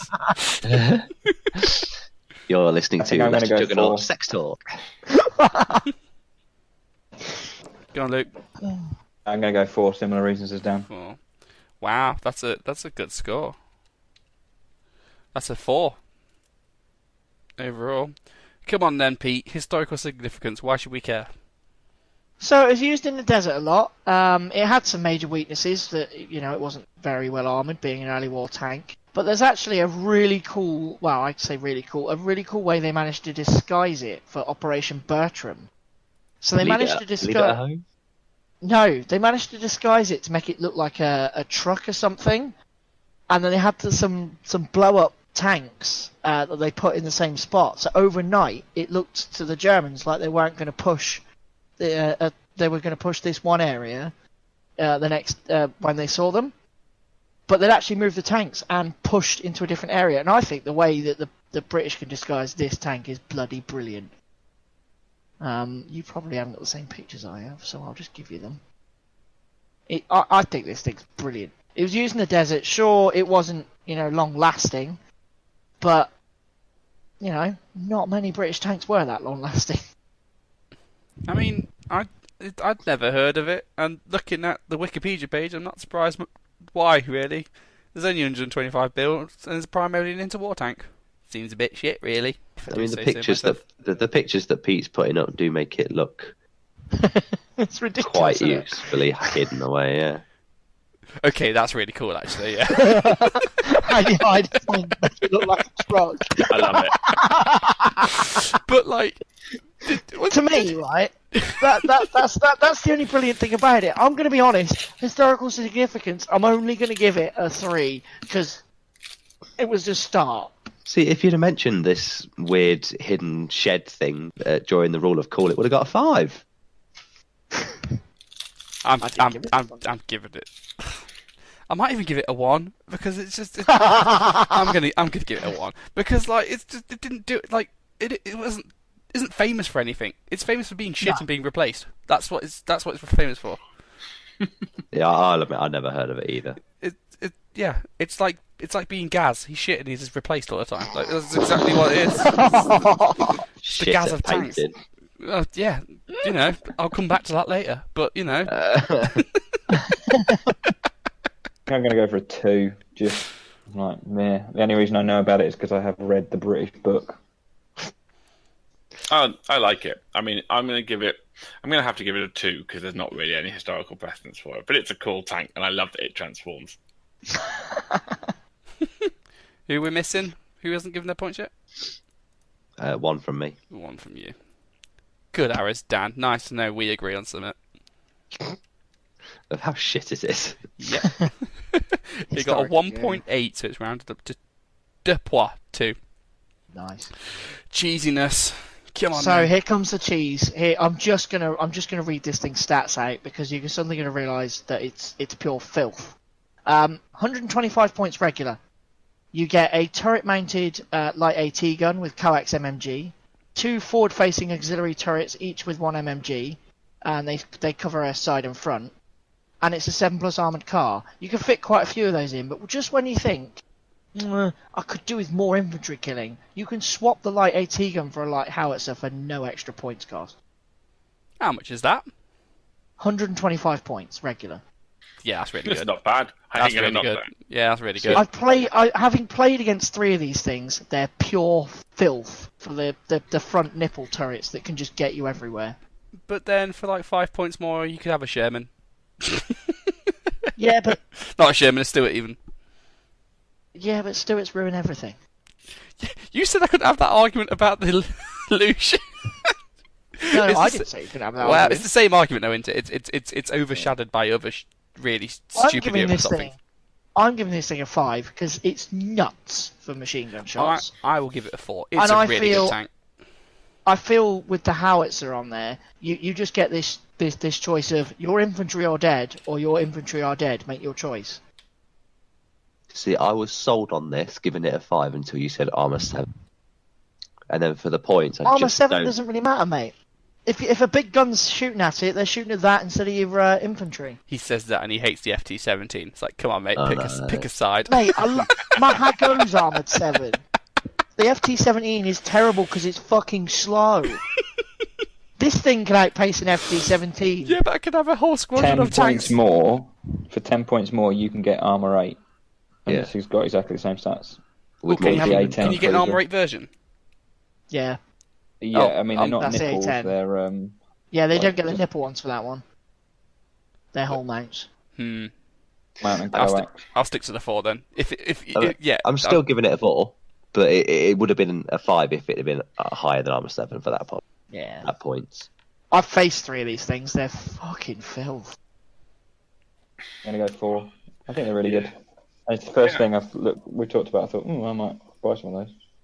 Yeah, a 4. I like that the MMGs that are on the front are also side mount, as in you can shoot. Most things you're very restricted with your machine guns. I quite like that you can fire them to the side. So yeah. So that's an overall. So that's a 4 for cheesiness. So that tank gets a 10. So it's joint third with the Hago and the Lynx. Loosh. Yeah. So Do you know what's above Good it though, call. Pete? Pete, do you know what's above it? Nothing, because the FT-17 is not a proper tank. The FT-17. It's a pillbox. Speaking of not a proper tank, Luke, what's your final choice? I think we've already... how do I say it? We've already set an example that you don't need to choose proper tanks. So I picked something that also goes in the armoured car slot, same as the FT-17, same as the A9 Cruiser. I picked the SAS Jeep because it is balls out the coolest thing that is there. now, so you're deciding that the SS Jeep is a tank because it's in the tank slot rather than the fact it's obviously not a tank. It sits in the armoured car slot, same as the A9 and And the FT. are we judging the SAS Jeep by the fact it's the SAS Jeep, or are we including the wireless Jeep in that? The Willys Jeep, not the Wileys. Willies. I didn't want to say I Willy. was Turn me on. thinking particularly of the one with all the machine guns. Okay. That's very Oh, the very air- specific.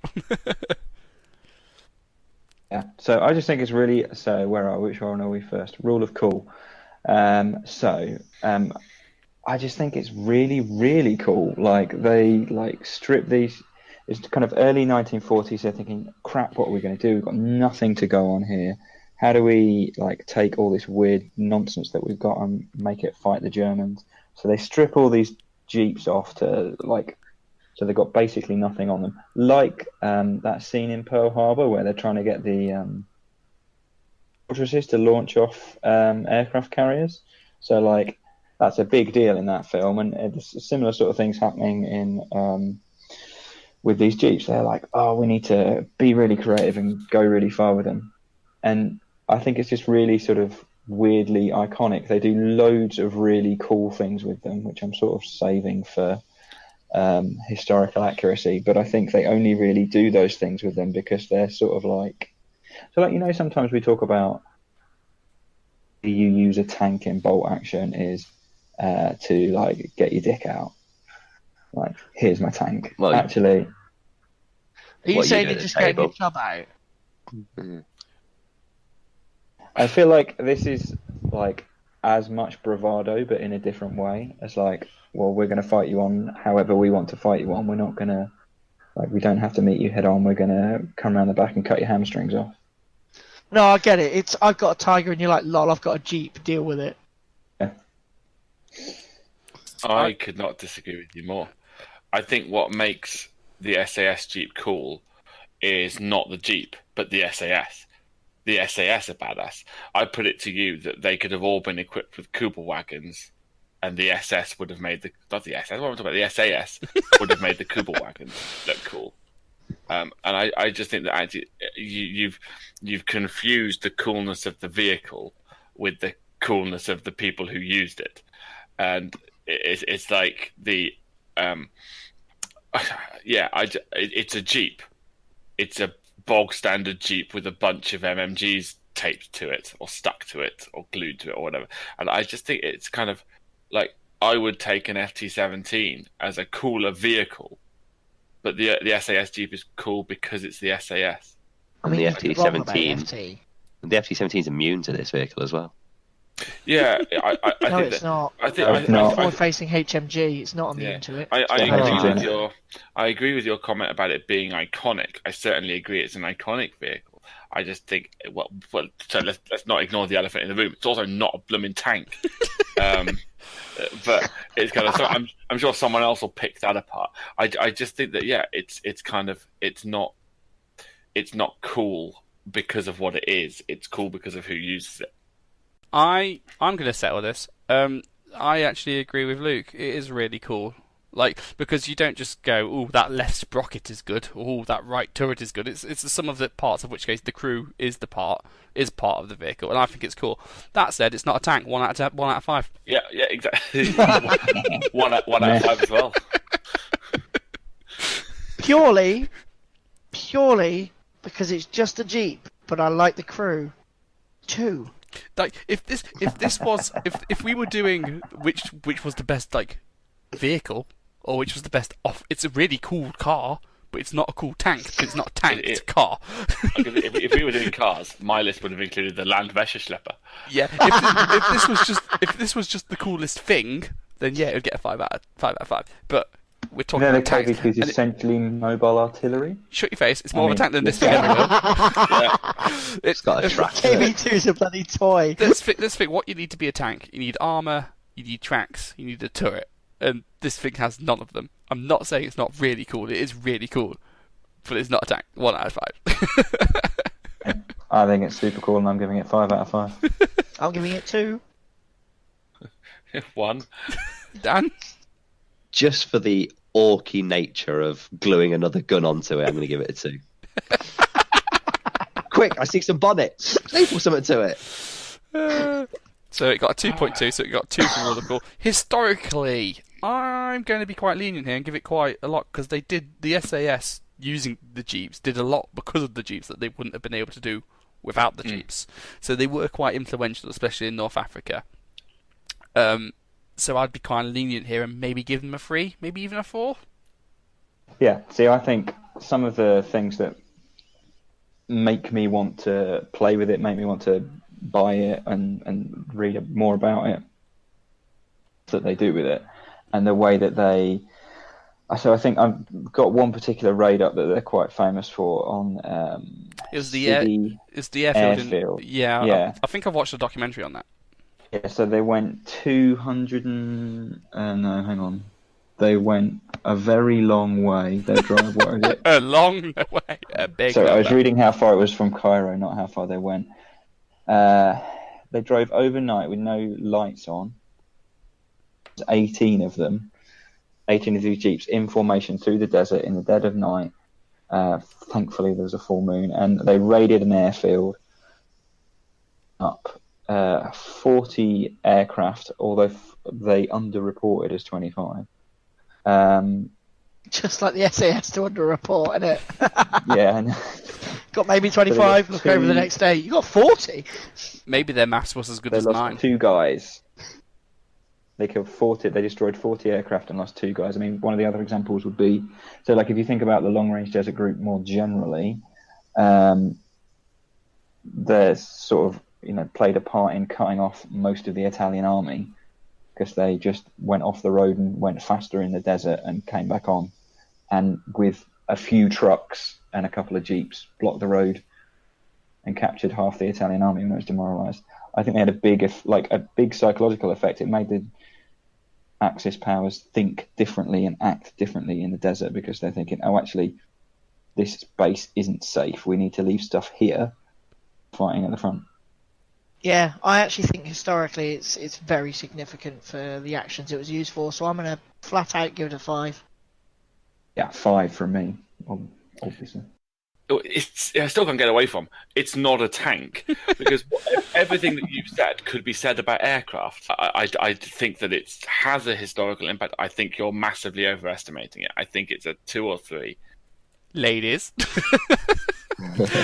Right, I'm going to give it a 3. That's 2 5s, a 3 and a 2. Dan, what's the decider? It's a 2. It 2. was nowhere near as effective as the Sherman and the T-30 stuff like that. So that's 17. That's a 3.4. So that's a 3 points for historical. So cheesy gits. I think we're all going to agree here that 5. 5. Yeah, that bike. Yeah. That Jeep with the machine guns Too is stupid good. All of those guns. We should read the All of stats them. out. Go on then. I mean, it's in the fact, but so I'm reading from the Western Desert book. Actually, I don't have to read from Western. Well, anyway, 70 points for veteran, soft skin, and MMGs. You can add, you can change one of them to a HMG. Machine guns till you're blue in the face. It's got all of the various different special rules that you can want. Recce. Obviously, it's got flak. Not that you really care about that, but yeah. So it's pumping out loads and loads of shots. This is what a machine gun team wants to be, except it can move and also recce away. And it can hurt vehicles because it's got a HMG. This is It's thinking kill an FT-17 this and a is- Hago. Yeah. The SAS Jeep is what the wife of the machine gun team hides in the closet when the machine gun team come home from work. Yeah, Yeah. exactly. Yeah.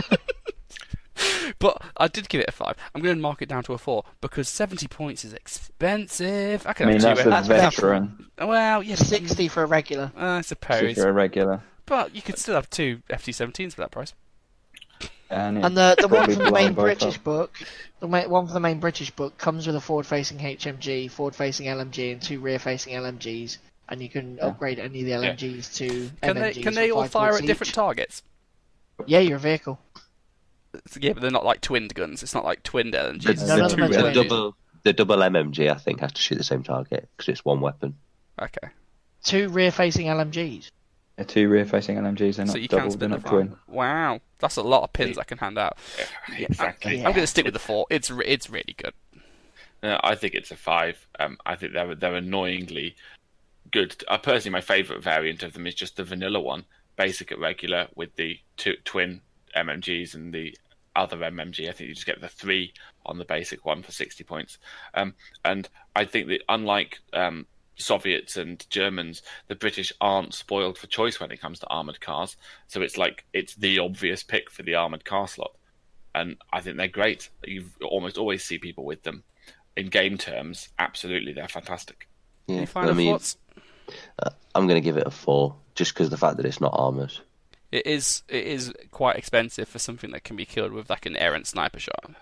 I think there's something to be said though for 6+ things that are dangerous, because they're not armoured enough that you feel like you have to waste AT at them, but you know that small arms, you've got to get lucky. So I think they don't get shot at as much as they really deserve to be shot at. Yeah. So The that, ideal thing for killing a 6+ soft skin is an anti-tank rifle. so that got an overall 4.6, which rounds up to a 5. So that's got the highest cheesy score out of any vehicle today. Yeah, Nice. It's not a tank though, so we should disqualify it. No. What's it got overall? It got a 10. Wow. Haha, the FD-17 still beat you. So here we go. Are you ready for scores and doors? Top 10. Well, top 10 vehicles of that we decided arbitrarily. Starting at the bottom, Dan, the Postatuner T28 man. Can't win them all, mate. Can't win them all. Out of 15, it only got 7 points. Joint 5 was the Valentine of the KV2. I am absolutely disappointed that the KV2 only came 5th. What the fuck? No, what the fuck? Yeah, it's a bit bullshit. 9.5, the Panther came 4th.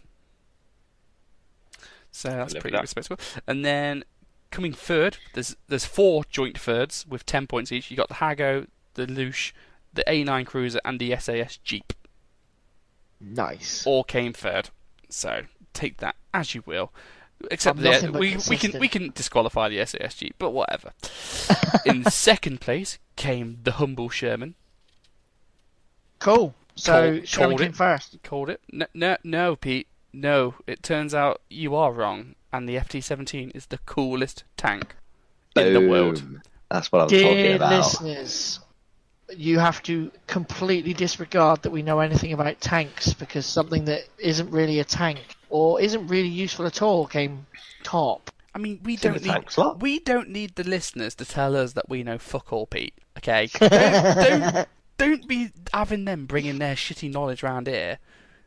But That should be the forfeit for the hobby blobby we set this month. That the person who fails it has to build and paint an FT-17. As long as some fucker else buys it, I ain't buying one. I've got 2 on my paint station right now, mate. yay! Oh, Dan's going to find out how shit they are. and It's realise pretty that much the they biggest can thing I can money. take for my Belgians. Oh, you're faux French, yeah. I was going to say, do you want to just borrow a KV2 turret you can use to transport the entire division? It would be quite useful, yeah. The Land Schlepper is like a fucking bouncy castle to the Belgian force. Oh. Right, let's end this one and let's go on to another segment. Right then, guys, we're going to move on to the next segment now. Now, this next segment is going to be a rag. It's going to be from Topher, and we've challenged him to get his whole rag out quicker than he finishes with his missus. So go. He's already failed. I know. Right, my rag is specifically, let me set the scene. You're at a tournament. You've been waiting Yep, for this at a tournament for ages. tournament. You've been preparing. Sheffield, You've, this doesn't apply to you. you've been building your armors, you've been painting your models, you are ready to go. This is your time. You turn up, you're Yeah. nice and early, you're an hour early, you're saying hi to your mates, you're getting your models out, you're introducing yourself, you're catching up with old friends, and then they say, oh, you're playing you on table number blah blah. You go to table blah blah, you are ready, your tray is out, Yeah. your model's there. You shake your opponent's hand, his name's Dave, he's a cracking lad, it's fine. And then you go, right, roll for sides, you roll for sides, that's cool. Picks the first roll of the dice out. And then he picks up his fucking army box and starts getting his army out. What were you fucking doing here? Why are you only getting your army out now? Apparently, I paid 20 quid to go to a tournament and watch someone bloody take their models out. Like, what the fuck is going on? I ain't sitting there watching you do fucking housework. Fuck you, man, get your army out first. This is the equivalent of going to the cinema, sitting down, watching the adverts, and then fucking going back and getting your popcorn afterwards. Who the fuck does that? You piece of shit. This is the same as, you know, when you're going for a day trip and you say to your kid, right, we're getting in the car. Do you need a wee? No, daddy. Do you need a wee? No, daddy. Okay. You get in the car, 5 miles down the on, fucking pisses himself. What the fuck you playing at, man? Get your shit in order. This is like. I don't know why you don't just tell your parents you need a piss, mate. This is like. I'm not done. I've got fucking last point. You go for a night out. You pull a lady or a gentleman, whatever you're into. You take him home. You get all lovely jubbly. You start making out. It's all good. It's time to shine. But oh wait, no, I'm not ready. So I'm just gonna sit there and shave my pubes in front of my woman while she waits and watches me because I'm not ready. Like, Your poor wife. I know, mate. This is not. It's people who fucking do this shit. I'm fucking sick of it. Get to your tournament and get your models out before the game begins. You get given 2 hours or 2.5 hours per round to roll dice, not sit there and ooh look at. I mean, I fucking appreciate a good bit of foam as much as the next man. You know what I mean? I love foam, but I don't want to see your foam. I want to beat you at bolt action. If you're playing with your phone, it's taking time out of my day. Get your shit together.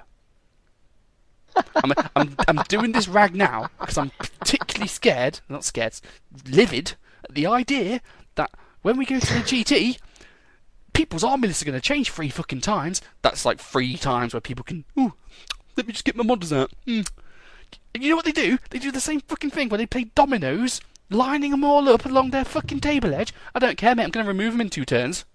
What are you fucking playing at? Get your shit together.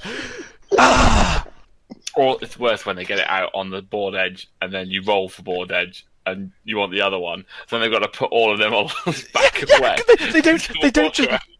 They don't just move the models from one side of the table to the other. No, they put them back in the fucking foam and then carry the foam around. What are you fucking doing?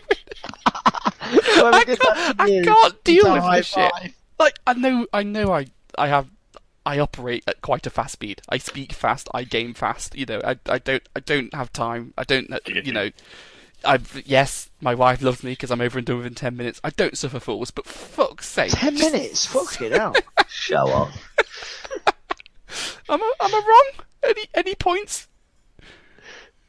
About the sex or about the models? The rag, for fuck's sake, the rag. So I get it. It's annoying, but. Let's be honest, first turn takes ages anyway. Chill your beans. Yeah, so why make it last even longer? Yeah. I completely agree. Yeah. This is why turn up early, get your shit done. I mean, if somebody like Luke did it with his 100+ model army, I'd be like, are you fucking kidding me? But I know I have a lot of stuff, and I know I think a bit during the game, so I try and make every effort to speed up where I can, and that is just bad manners. Like, I don't mind. It's the same as if you wanted to go for a cigarette halfway through a game. Oh, that's rag next to their fucking episode. Don't get me started on that. Yeah. Although, I'm with you, I need a wee, mate. It's like fucking like if you're an hour into your game, fair enough, go for a piss. But if you're 5 minutes into your game, it's like, mate, wees don't come on that fast. Unless you got like a urinary tract infection or some shit.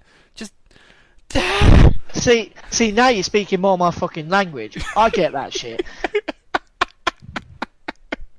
You've only got fucking hour before the tournament starts. You get to your game. You're 5 minutes into first turn. Oh, I need the toilet. You had a fucking hour to go.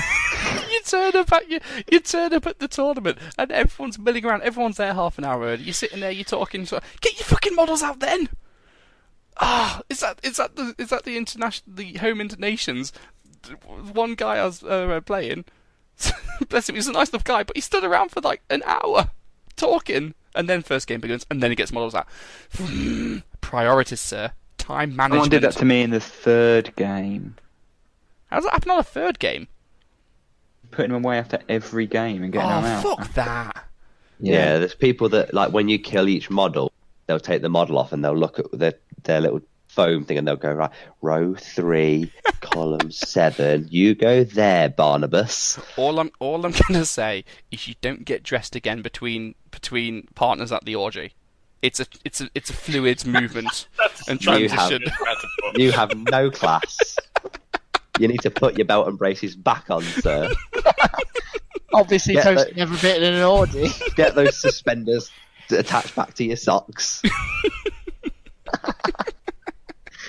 Full dress uniform back on. I feel better now for my rag. I hope everyone agrees with me, and even if you don't, fuck you, you're wrong, because it's my time you're robbing. There's no argument from any of us with that. You're 100% correct. Yeah. I know what I'm doing to Chof next tournament. Joining me in the orgy. Oh yeah, that. Yeah, We'll go with that. Yeah, cool. Right. Coming soon in the Juggernaut Bolt Action Podcast shop, monogrammed bathrobes for all your orgy needs.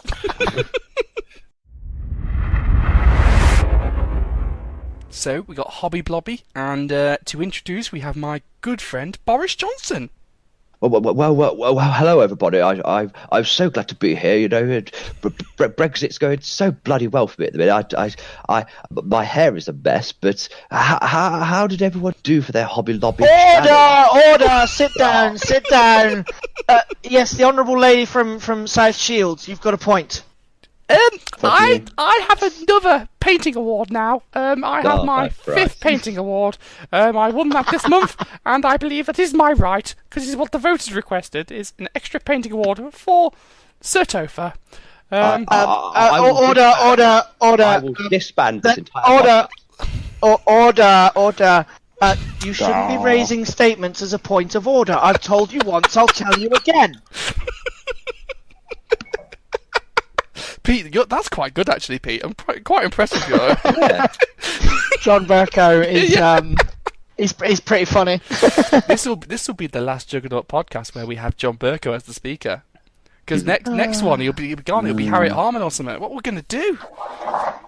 I actually want the speaker to be somebody ridiculous like Jacob Rees-Mogg. I think it would just be funny. Don't. If anyone... Can you imagine him going, order! Shut up, Jacob. If anyone gets their fucking models out after the game begins, it's Jacob Rees-fucking-Mogg, you know what I mean? He gets his 6 children to do it for him. He'll still be lying back on his chaise longue. I like Jacob Rees-Mogg, but he'd be a terrible speaker. Boris, he's a terrible person. My SAS tube.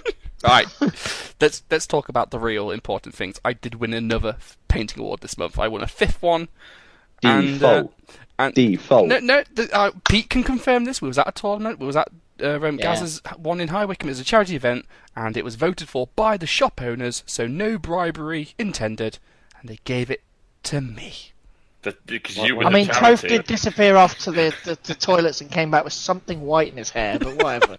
In my hair? What's it doing there? Don't shoot it on my face. Not the face. There's no meat. We're at a charity event, and it was the store owner that did it because the guy that was running it, Gaz, decided that he'd have too much bias. I mean, yeah, he'd vote against me on purpose, to be fair. Yeah, much to the anger of every other Juggernaut around when we posted it to our WhatsApp I do like, though, looking from the chats in the WhatsApp group over this month, it's almost like Sheffy and Dan have kind of come to acceptance of my superior painting now. We just know that the awards are meaningless. Yeah, but Dan and I have a separate channel where on WhatsApp where we share pictures of actually good models, and occasionally when you and Pete reach that standard, Pete's pretty close, we'll invite you to join it, and it's like the good painting Leicester Juggernauts group. Luke's in it. Just mostly pics of Dan's models then, and occasionally you finish a model. Yeah, that's exactly right. Yeah. So don't invite Luke. He paints his models like Mr. Potato Head with their angry eyes. Hey, look, if you put the eyes to one side, Luke's great. Look, I will fully put down. I can paint well, but I can rarely be asked. Yeah, that's me. Same. Luke's eyes always look like Cookie Monster seeing something on the side. Hello.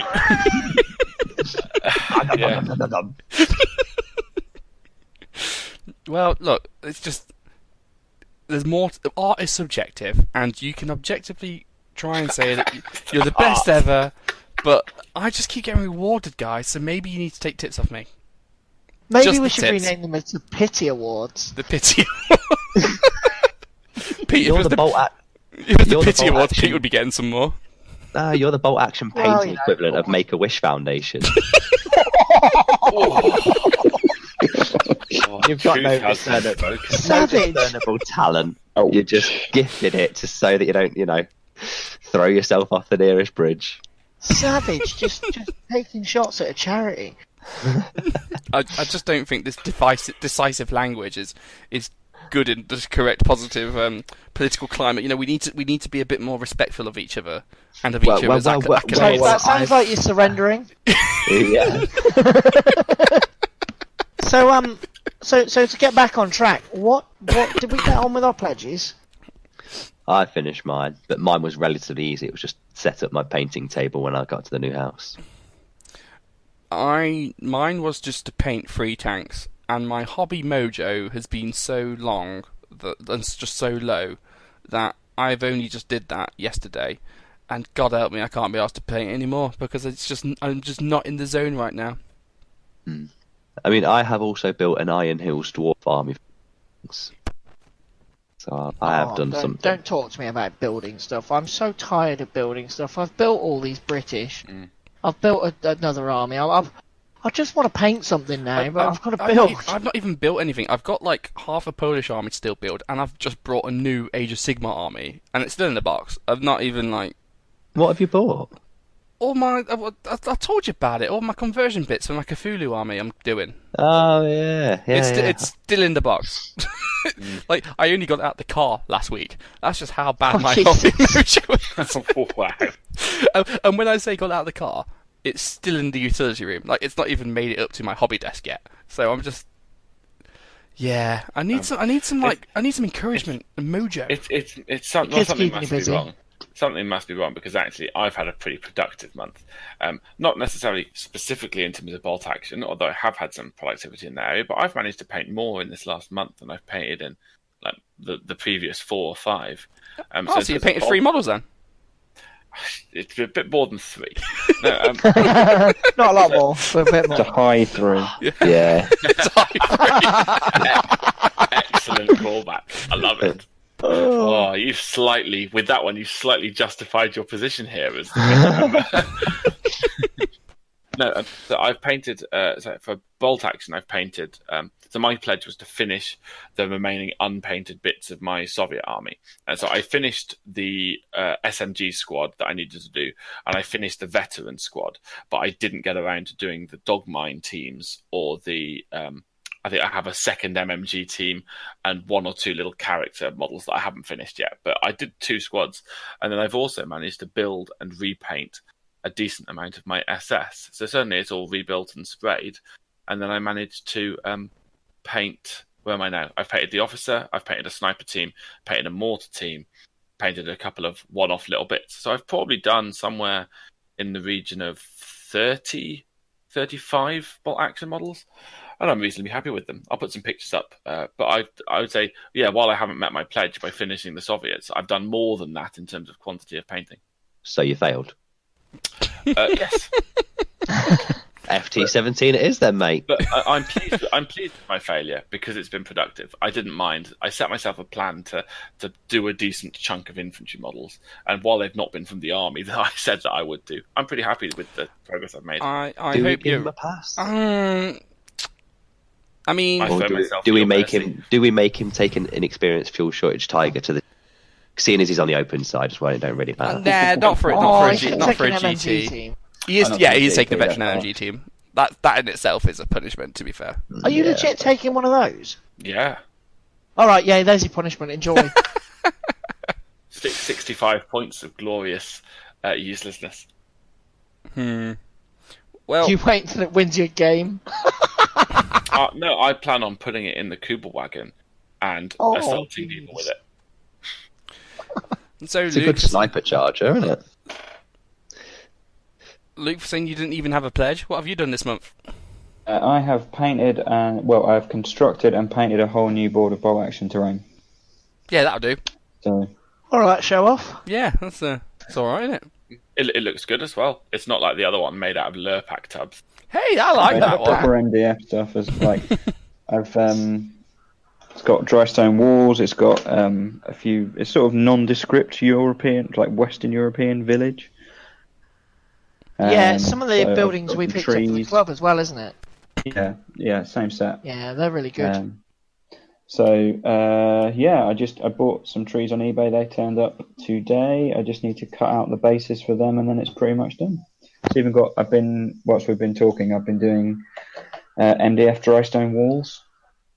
So they look pretty cool. I'll put some pictures up of them. Nice. Nice. So what's people's plans for next month? I'll lead the way. I'm going to be very loosey-goosey and get told off by Dan for having a shit pledge, in that I'm going to do whatever I need to do to get my GT army ready, which at this point could be fucking anything. Could be a whole ton of nothing. It could be, but the ultimate pledge is that I build some poles. So take it or leave it. Even if I do, you should have it as an either or. Well, even if I use my Polish cavalry, even if I do take my Polish, I'm going to need to buy more Polish. So, because I don't have enough cavalry for 1,200 points, 1,250 points. So, if I take Polish, I'm going to have to buy and paint more Poles. If I take my British, I probably won't have to do anything, in which case I'll just buy more. I'll just build some Poles. Germans, if I take my Germans, I'm probably going to have to buy some more teams and or extra Nebel, Verbal Herbals. So that would be my pledge there. And if I go Soviets, I probably don't need it. You know what? Fuck it. I'm going to build some Polish models. There we go. Because that'll be really easy. And then if I have to just over-egg it and do a load of German stuff, that's fine too, I guess. So this is... I don't want to overdo it because I might have GT stuff to do. So I'm going to go with either build this Sherman Firefly that's staring me in the face, or paint these 10 of these bamboo spearfighters, because why not? Dip them in contrast, you'll be fine. Might win you an award doing that. Yeah, probably. It just leaves me, doesn't it? I'm going to set myself a slightly more ambitious one. Because 3 models in a month? So disappointed in you all. No, I'm going to set the plan. I'm going to try and finish the stuff that came in my last levy box. So I've got a squad of Volkssturm. I think there's 8 of them in the Volkssturm squad. 5 Hitler Youth, and I want to paint my Lorraine Schlepper. So 1 vehicle, and I think it's about 15 men that I've got left to paint. But I'm trying to do them properly, so they all look different and distinct. So the Volkssturm are a real pain in the butt because they're all slightly different clothes. So you can't just paint them all sort of monotone with the same uniform. Fair enough. Mine for this month is submit a GT list, build 2. I suppose I best do that. Yeah, build 2 Belgian howitzers, build an FT-17 and an FT-18, and undercoat all of those models with spray paint and spray all of my Iron Hills dwarfs, and try and take a chunk out of the 40 Belgian infantry that are on corks ready to be painted. Look, this guy takes 1 month off and decides to be Billy Big Bollocks. We had our month to catch up with Dan, and we all wasted it. I didn't waste mine. I just chugged along at my own slow pace. It's all good. It's like we always say, progress. Yeah. Well, I've been quite lax for 2 months now, so I need to kick my ass back into gear now. I mean, but it's coming up to like Christmas time, and there's going to be like loads of cool games to play, and I won't be asked to paint. It's fine. Don't paint it's fine. It's fine. No, because then you'll punish me, and you'll make me take the pink panther, pink tiger even. Pink King. The pink king tiger, yeah. I don't need it in my life. Don't need it. Right, so I think that's it, guys. This was our 12th episode. Happy first birthday. We did it, guys. Happy birthday. Who'd have thought we'd still be here after a year? Who'd have thought Sheffield would be? How do you feel doing at least 6 of the 12 episodes, Sheffield? I've done 11 of the 12. I know you haven't, just taken a piss. Well, I feel really pleased with what we've achieved. You mean what I've achieved? To be fair, we know that you do most of the work for the editing, but you can't take too much credit. Yeah, I can. I can take as much credit as I want. But What are you gonna do about it? You need the talent to be talking, mate. The talent who also goes and talent wins pays all the the paid awards. Yeah, Talent that pays the bills. that's it. That's what you should do as a I special paid the one-off hosting bills. episode. You should do Look, a we've whole offered to episode on help with the hosting painting. bills. Yeah. That's why we asked them to rig the painting award for you. So it pays for your bills for the host. Oh, thank you. Thank you You're so welcome. much. Feel better now. I will do once I see you, Mrs. later. Hey. She was looking forward to that too. Probably was actually, to be fair. Oh, is there a new contestant on what's it called? RuPaul's Drag Race. Yeah, looks like me. Can we? Well, it's the UK version, so I'm surprised you're managing to be recording because they're filming at the minute. Well, I'm a man of many talents. You are. I think it's cancerous television, and I'm ashamed of you all. I don't watch it. Right. I'm with you, Sheffield. Reality TV is cancerous television. You know, it's also cancerous. The Smoking. Juggernaut Bolt Action Podcast. Oh. Yes. See you all later.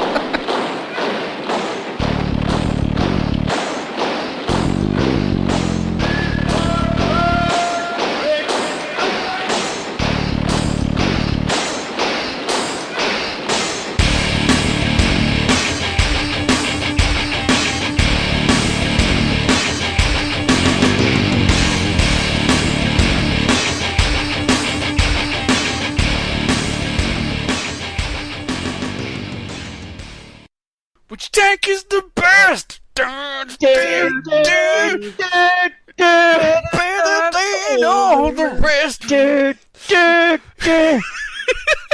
As we can all remember, sung by Tanker Turner. Oh God. Thank you. I hate you so much.